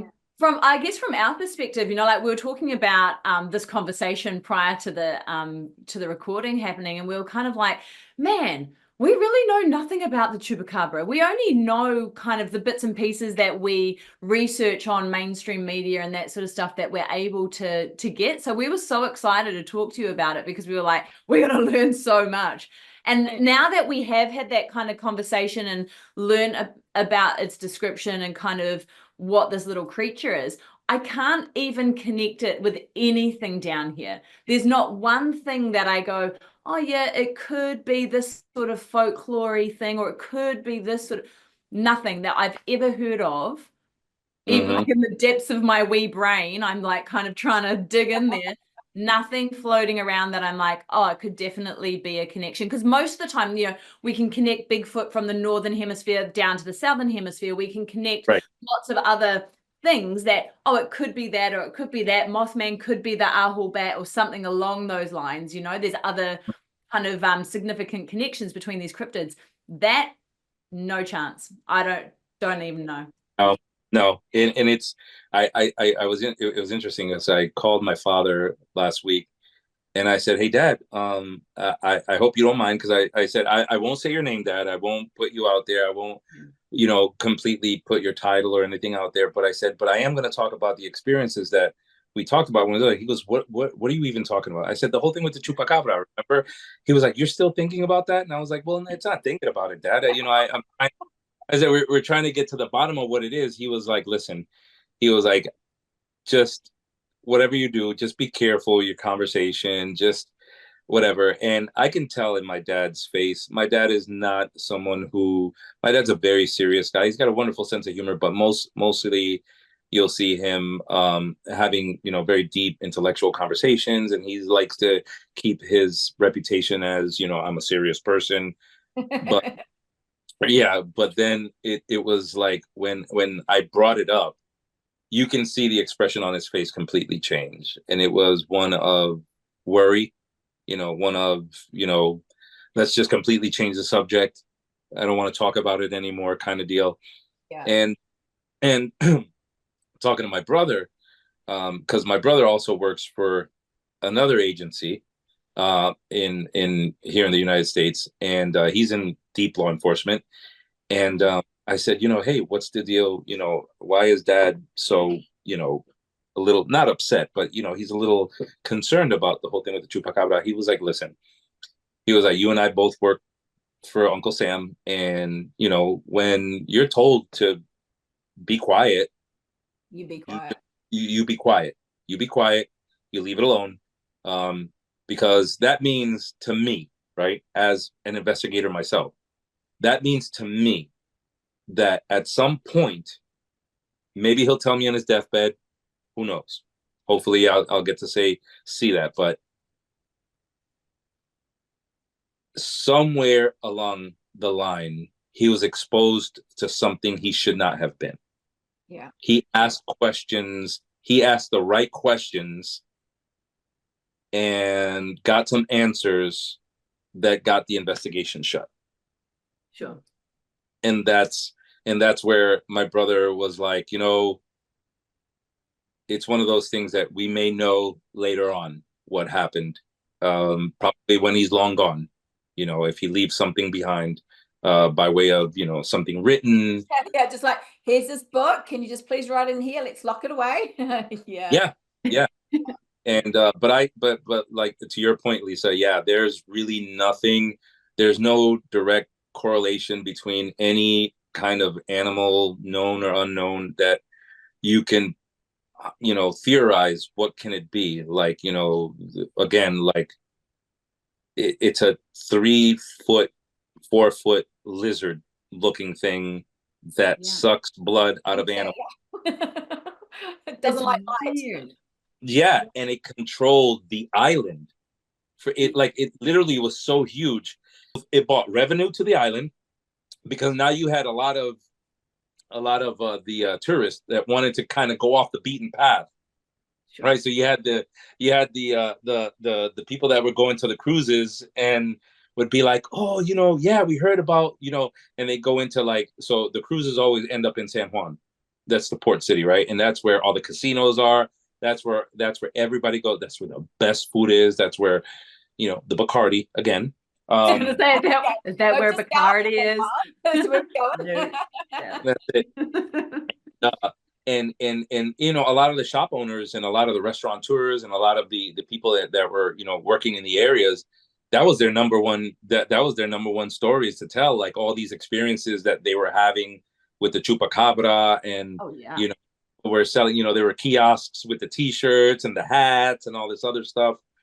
But then there was this other side to this story that was a lot darker. It was a lot of, again, people lost revenue, people lost, some people lost their livelihood and had to rebuild all over again and stuff like that. And then there was the whole thing of the island now has to forget about it. Sure. Like, and I think that's the ultimate insult to a people, where you would try, don't brush it. What did we see? We saw something. You can't hide this. I was going to ask that, is the Chupacabra still part of the touristy kind of thing there, or is it pretty much been shut down? Do people still go there looking for the Chupacabra, or? After the last, it's been gone. It's the whole thing goes back. It's just like folklore now.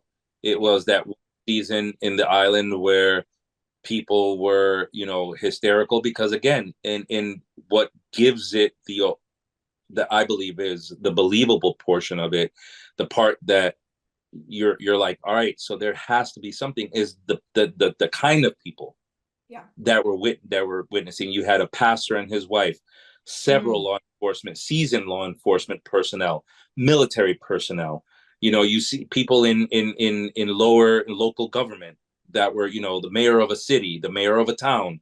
There were so many people attached to the governor's cabinet, that would, these are people that go home at the end of the night, and whoever you are, and they've had encounters. So when you have all of these upper end, higher echelon people within the government and within the within society there, coming forward and saying, this is what we saw, and you have to tell these people, shut up, you didn't see anything, or leave it alone, you're going to cause mass hysteria. That was it. So if there are things going on now, I would know. I don't think so. You would think the 2 hurricanes that have hit the island would have produced some kind of something, like a body of some sort, something like that, where, let's say, the hurricane hit, a lot of livestock was dead. So now these animals are left to try to go out after domestic animals. Like, now I'm going to go after the cat, the house cat, the dogs, you know what I mean? The things that are in the house, to try to get the food, but nothing. There's been no. You said there were like 35 attacks in the beginning, or was that over the whole? How many attacks in general do you think that there was, like, over that kind of 8-9 month period? Oh, that was just 35 cases. I remember in November. That was just November. Holy If you look at it, there's how many, days in a month, and you would probably think like 1.5 deaths a day or something like that. You know what I mean? It wasn't anything that, like you would think like, all right, well, it's going to stop here. No, it was just 35 there. It was all over. So I think like, and that's what makes it so crazy for all of a sudden for it to literally stop, right? You've got copious amounts of animals being mutilated and sucked dry, and then all of a sudden the next day, nothing. And that's interesting, because we never knew the amount. Hey, we never knew it was such mass thing to us, like from, you know, from doing research and from what we've heard, it was like, oh, there was an attack here, and then a month later there was an attack there or something. Sure. You know, so this, you know, for you to come out and go, oh my God, this was 35 just in 1 month. So over that like 8-9 month period, there hundreds and hundreds of attacks. That, I mean, that just puts a whole different scale on things, doesn't it? That right. And you're not talking 35 goats in 1 month. You're talking 35 different localities of numerous animals being attacked. Yeah. And it wasn't just goats, because they were it was called the Chupacabra, the goat sucker, but it wasn't just goats that it was killing. They were, you know, rabbits that were in pens, you know, chickens, roosters, whatever animal was housed within that particular farm and that home, that's what it ate.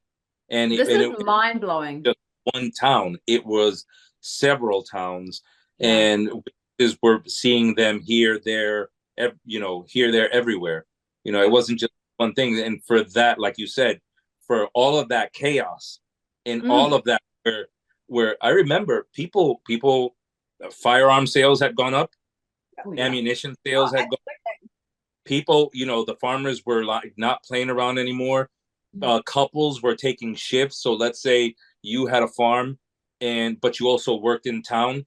Well, then, you know, grandma would be at the house, and, you know, if the grandkids came home from school early, go hang out at grandma's house and with the shotgun in the front porch and hang out, and then wait until your uncle comes, and they're pulling shifts because the main breadwinner, he's out making, you know, working in, let's say, a factory or something, but he also has the farm to take care of.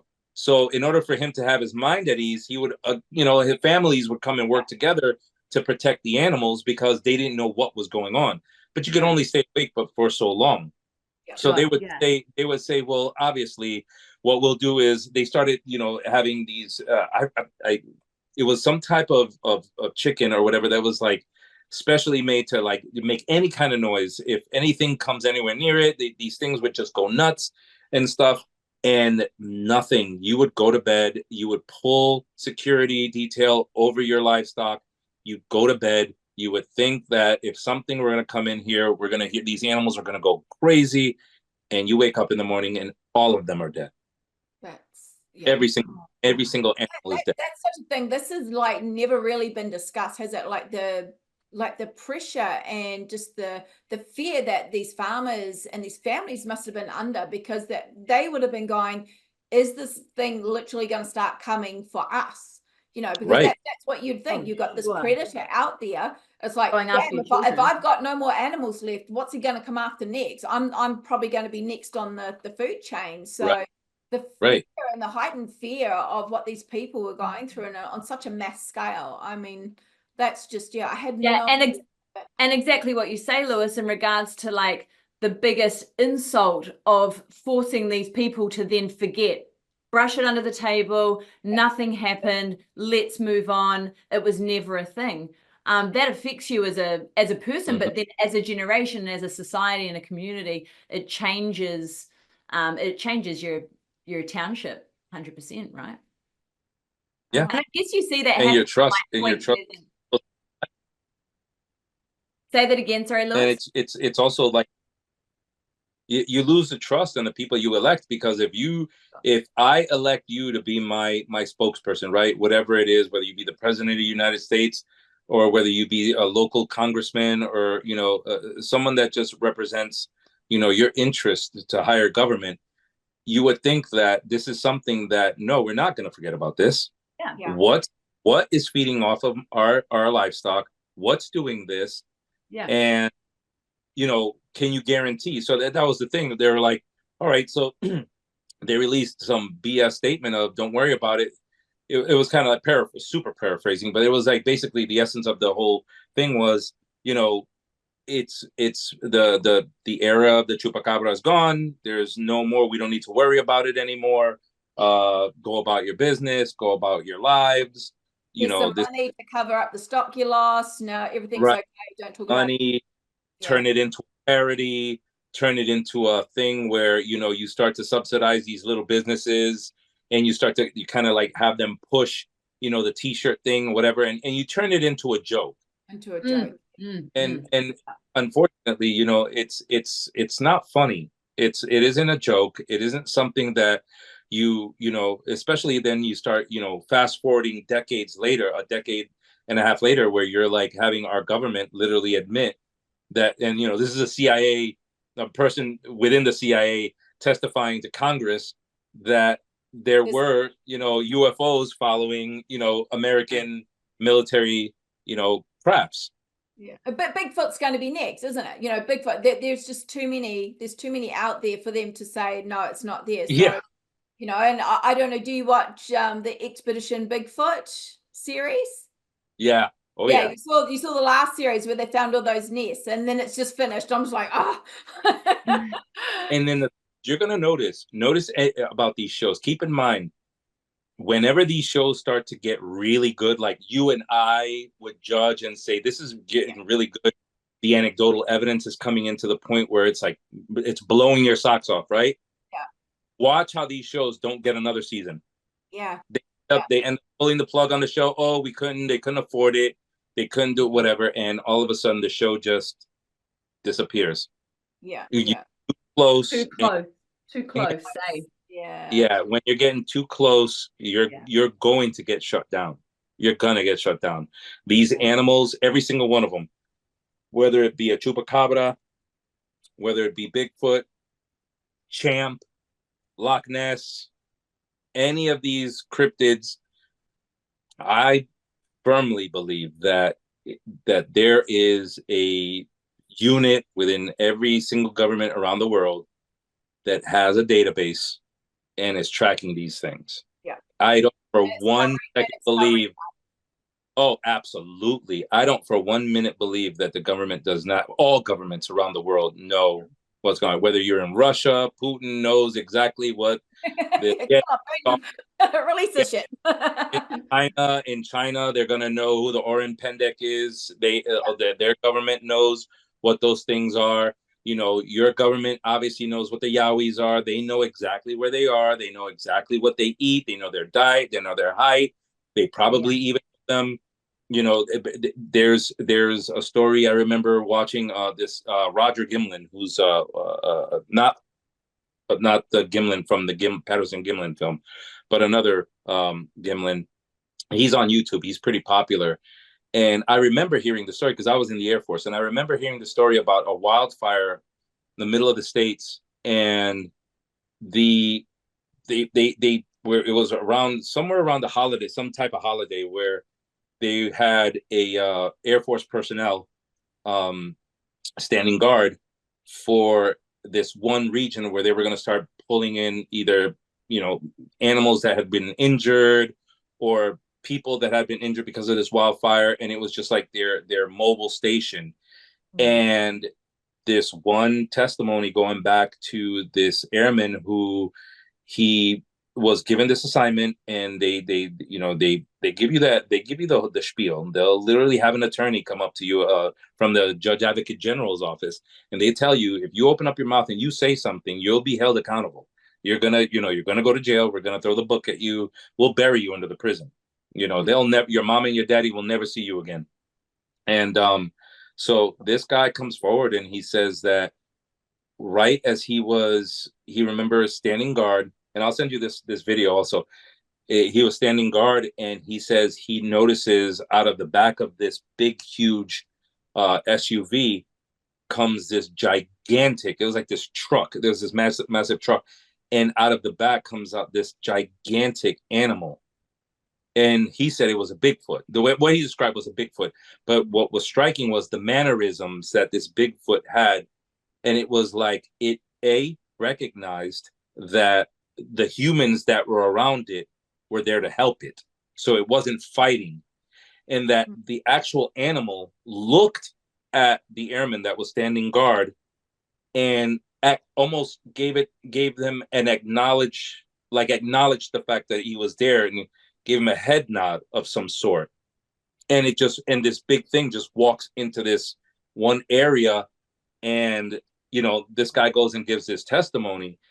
And it was because of the wildfire. He says that the animal was actually injured, so there was visible burn marks, singed hair, singed areas that were really raw and down to the subcutaneous fat. So the animal was obviously injured, and he said that it received medical care and it was released. Intelligence. That spins a whole new thing on it, doesn't it? Eventually they will kill. But these things are running rings around people, so they know, they're very well aware. And then if you've got the military in there helping them to stay away from people as such, then it's yeah. It's so far out, man. My poor brain, my poor wee brain. I'm not going to sleep for days now. Did you see what I sent you? Did you see the one I sent you? My daughter. So now that we were like all about, I know it was more about Chupacabra. We kind of went into the Bigfoot thing a little bit, and I apologize. No, love that. Yeah. It's literally now. It's like something that from back when I was a kid, listening to my father and watching my father go through the whole thing with the Chupacabra in Puerto Rico and all the stories that came out of it, to then me teaching a firearms class and remember having this man who was a truck driver tell me his experience with Bigfoot. Here we are 2 years later. My daughter is dating this very nice young man, is very polite, better be, and yeah, daddy's what counts, yeah, apparently. So and I mean, they know I don't. I'm very smiling with everyone, whatever. But when it comes to my children, I'm extremely overprotective, obviously, like any parent would be. And and I know that the kid wasn't trying to make an impression on me because he had already been very polite and whatever. And we were talking. I remember I was watching. He had come to pick up my daughter to go get a bite to eat, and I'm watching the documentary on Bigfoot, and he goes, "Want to, kind of talk to you a little bit about my experience." I said, "With what?" He goes, "With Bigfoot." And I looked at him, and I'm like, "Come on, kid. I'm not. You're trying to suck up. Yeah. You're barking up the wrong tree. You're already in my good graces, but BSing me, you're gonna lose points. So don't do it. Especially you're pulling at my heart right now. You're talking." I have 2 big fake Bigfoots in my backyard. I'll send you pictures and stuff. So he goes, no, he was at church, and the church that he belongs to is this church that's abuts a massive tree line and woods up in the Massachusetts area.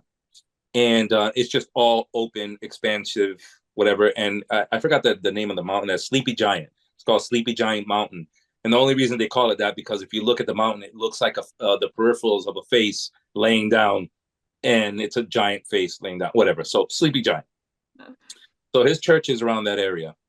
And what they would do, typical boys, once church service is over, they wanted to go hunting. So we went to church, whatever, threw their firearms in the back of the pickup truck. They go in as soon as church is over, and whatever, they run outside, take their ties off, whatever, boom, head into the tree line. And he says he was there with his brother for about an hour and a half, 2 hours. They weren't going to stay long because it's, one of those things where it's like, I still have my good slacks on. I better not get them dirty or mom's going to kill me. No, Bigfoot is not the one I'm going to have to worry about. And my mom is going to wear out my hind end. Her hand. So he goes into the wood line, and he says the first thing he noticed was this very distinct smell. He said it smelled like a gut bucket. Like it was just this very putrid, like milk rotting inside of a hot dumpster. When you were in school, that smell, that very popular smell. He was like, it was just really nauseating, the smell.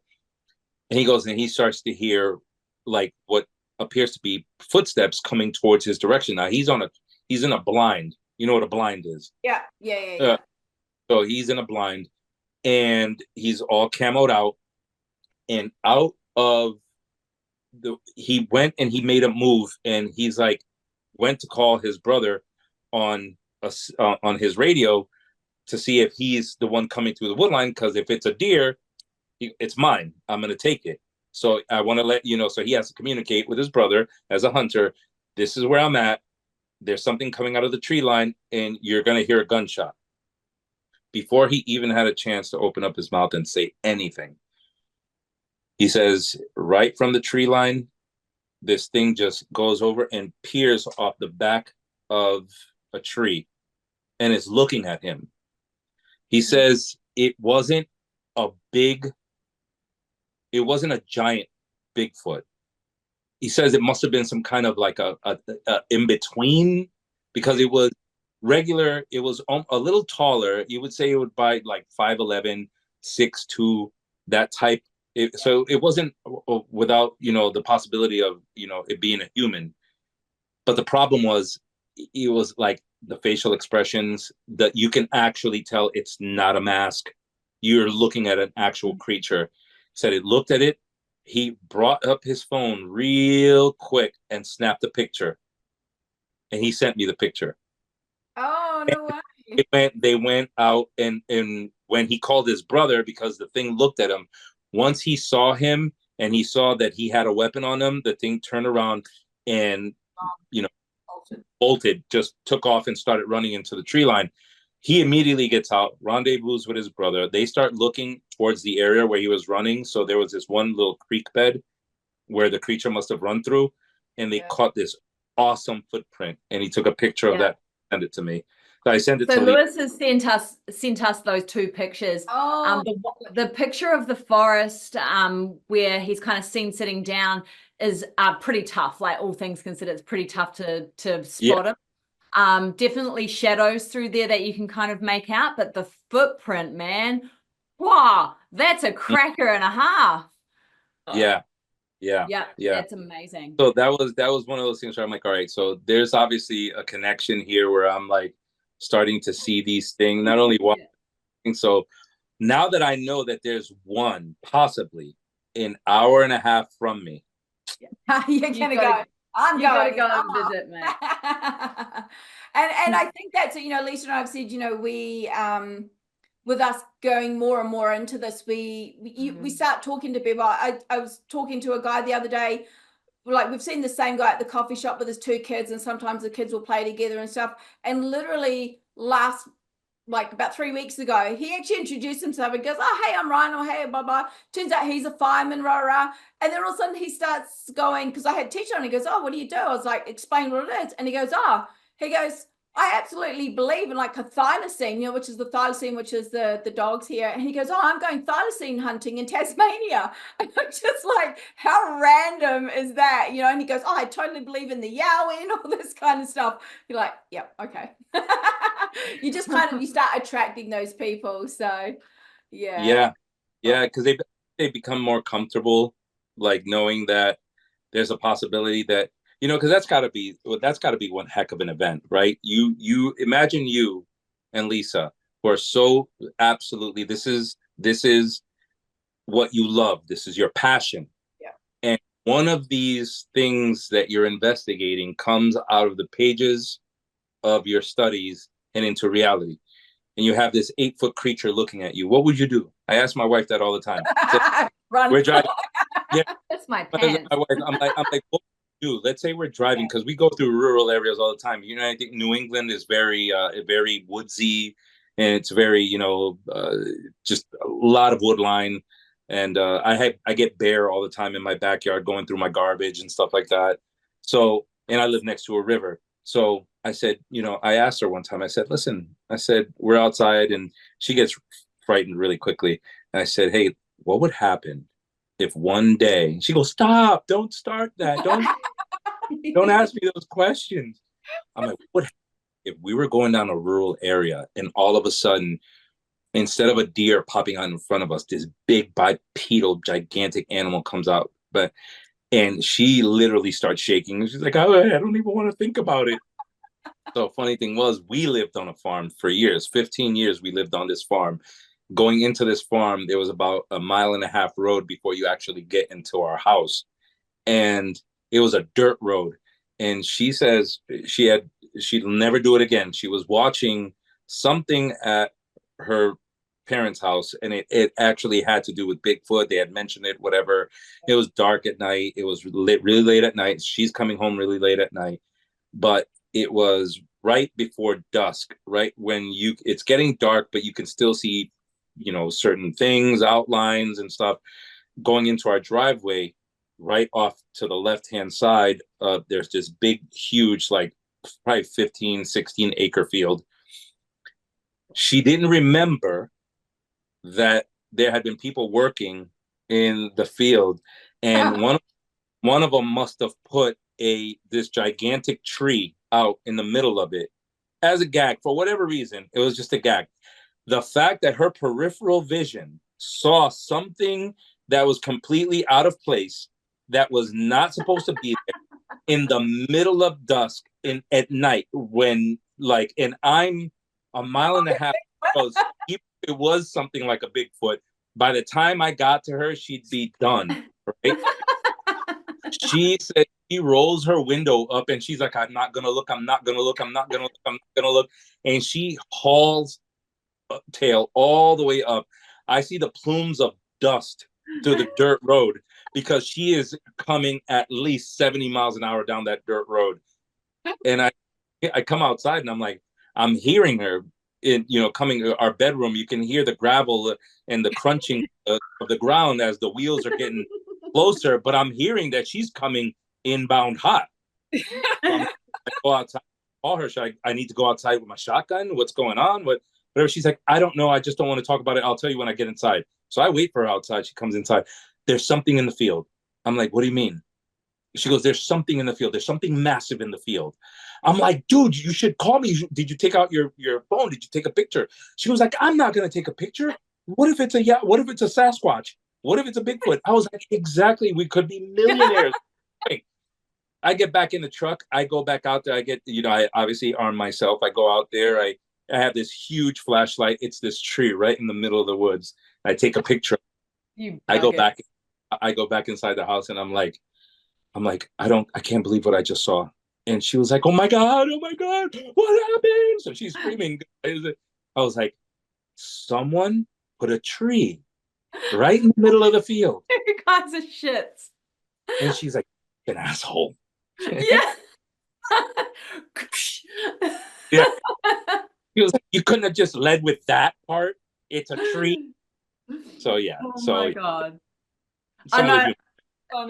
Great question. I think we should answer this. All three of us should answer that question. What would we do if we saw a Bigfoot? And let's wrap this up as the end of our interview, all right? So Juliet, what would you do if a Yowie / Bigfoot appeared out of the I don't know, just down if it's a Yowie, because we're in Australia, I'll probably want to eat my face. Bigfoot, I'd probably have a better chance with. So I'll go with the Bigfoot. Yeah. I don't know. I think, once you kind of get over that fear, it's like, when we do a lot of paranormal stuff and we see some pretty gnarly stuff, sometimes you kind of get that jolt of, oh my God. But then I think my fascination would possibly take over. I know for some people, it depends on the situation, isn't it? But, Lisa and I've always talked about, if, people are walking and they go, oh, somebody threw a rock at me, something threw a rock at me. And both me and Lisa were just like, we should just throw it back and see what happens. That's our mentality. Okay, throw a rock at me. Yeah. And honestly, like that question, my first thought was, I'd probably be like, yo, what up? Like, what are you doing? What are you doing? Hey, nice to see you. Would you be surprised if it was really familiar with our vernacular and he was like, what's up? And he's listening to that'd fuck me, right? I'd be like, no shit. Yeah. Hey, you got a smoke on you? Oh my God, they speak English. They're a Kiwi.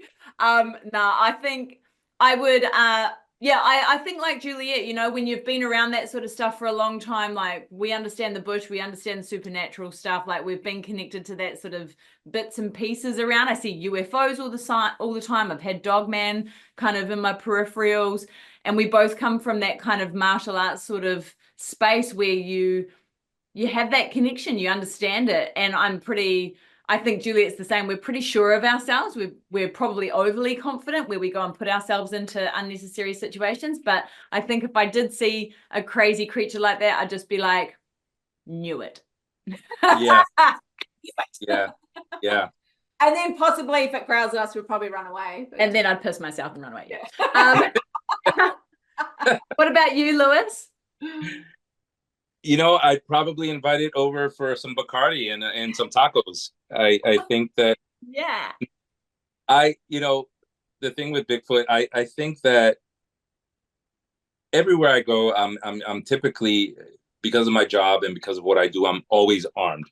So I don't think that I would ever want to, and the reason I bring up the fact that I'm armed is because I wouldn't do anything against it. Yeah. I would definitely have my phone out. I would definitely try to see if I can get my phone out, but I guess they're, the blob squatch, because they have this ability to take, technology, all this 8K, 4K technology and turn it into, something out of the 70s or something like that. Like you filmed it through a potato, and I would try to approach one. I honestly would. You can tell if something is aggressive. Yeah. And and me listening to the story that Bob Gimlin said about how the Bigfoot looked at him and kind of gave him an acknowledging nod was enough for me to be like, all right, so if that's possible, that means theoretically that these things, that there may be a hierarchy of representatives of this type of species. Maybe they're not all, I've heard stories of them, like people going like this and the Sasquatch actually lifting their thing back. So I would try to communicate with it. If it's not, it's the opposite of what, it's not nice and it looks like it's ready to, rip my head off, then, I think I'd probably set world records on, running on two legs. Yeah. That's it, isn't it? It's definitely, because we have been around animals and we have, been around, we can kind of pick up people's attitudes. So you instantly would probably know if it's a threatening, is this a threatening behavior? Is it a curious behavior? The whole looking behind the trees, to me, it's a very curious kind of creature going, oh, what the hell are they doing, over there or something like that. So yeah, that would definitely be really cool. But yeah, we're like, hey bro, hey guys. But we'd be millionaires. We'd be millionaires, and then Cryptid Women's Society would be phenomenal, and everything. Listen, if I come into, let's say I find out that, I am the long lost heir to some type of, kingdom. Nigerian king. Yeah. Make sure to sponsor both of your escapades, but you're going to get into the bush. You're going to have to go try to find something. Oh, look, we know now. If we come to Puerto Rico, we will be calling on you. You can be our guide. You can take us out to the bush. And we'll promise your wife we won't let you get eaten. The first stop would have to be the Bacardi distillery, though, first. You first have to stop there. Get Bacardi, taco, Chupacabra. Get baptized. Well, get baptized officially as official Puerto Ricans. You got to get the local fair in you, and then we go, out into the woodline. But most absolutely, it was awesome.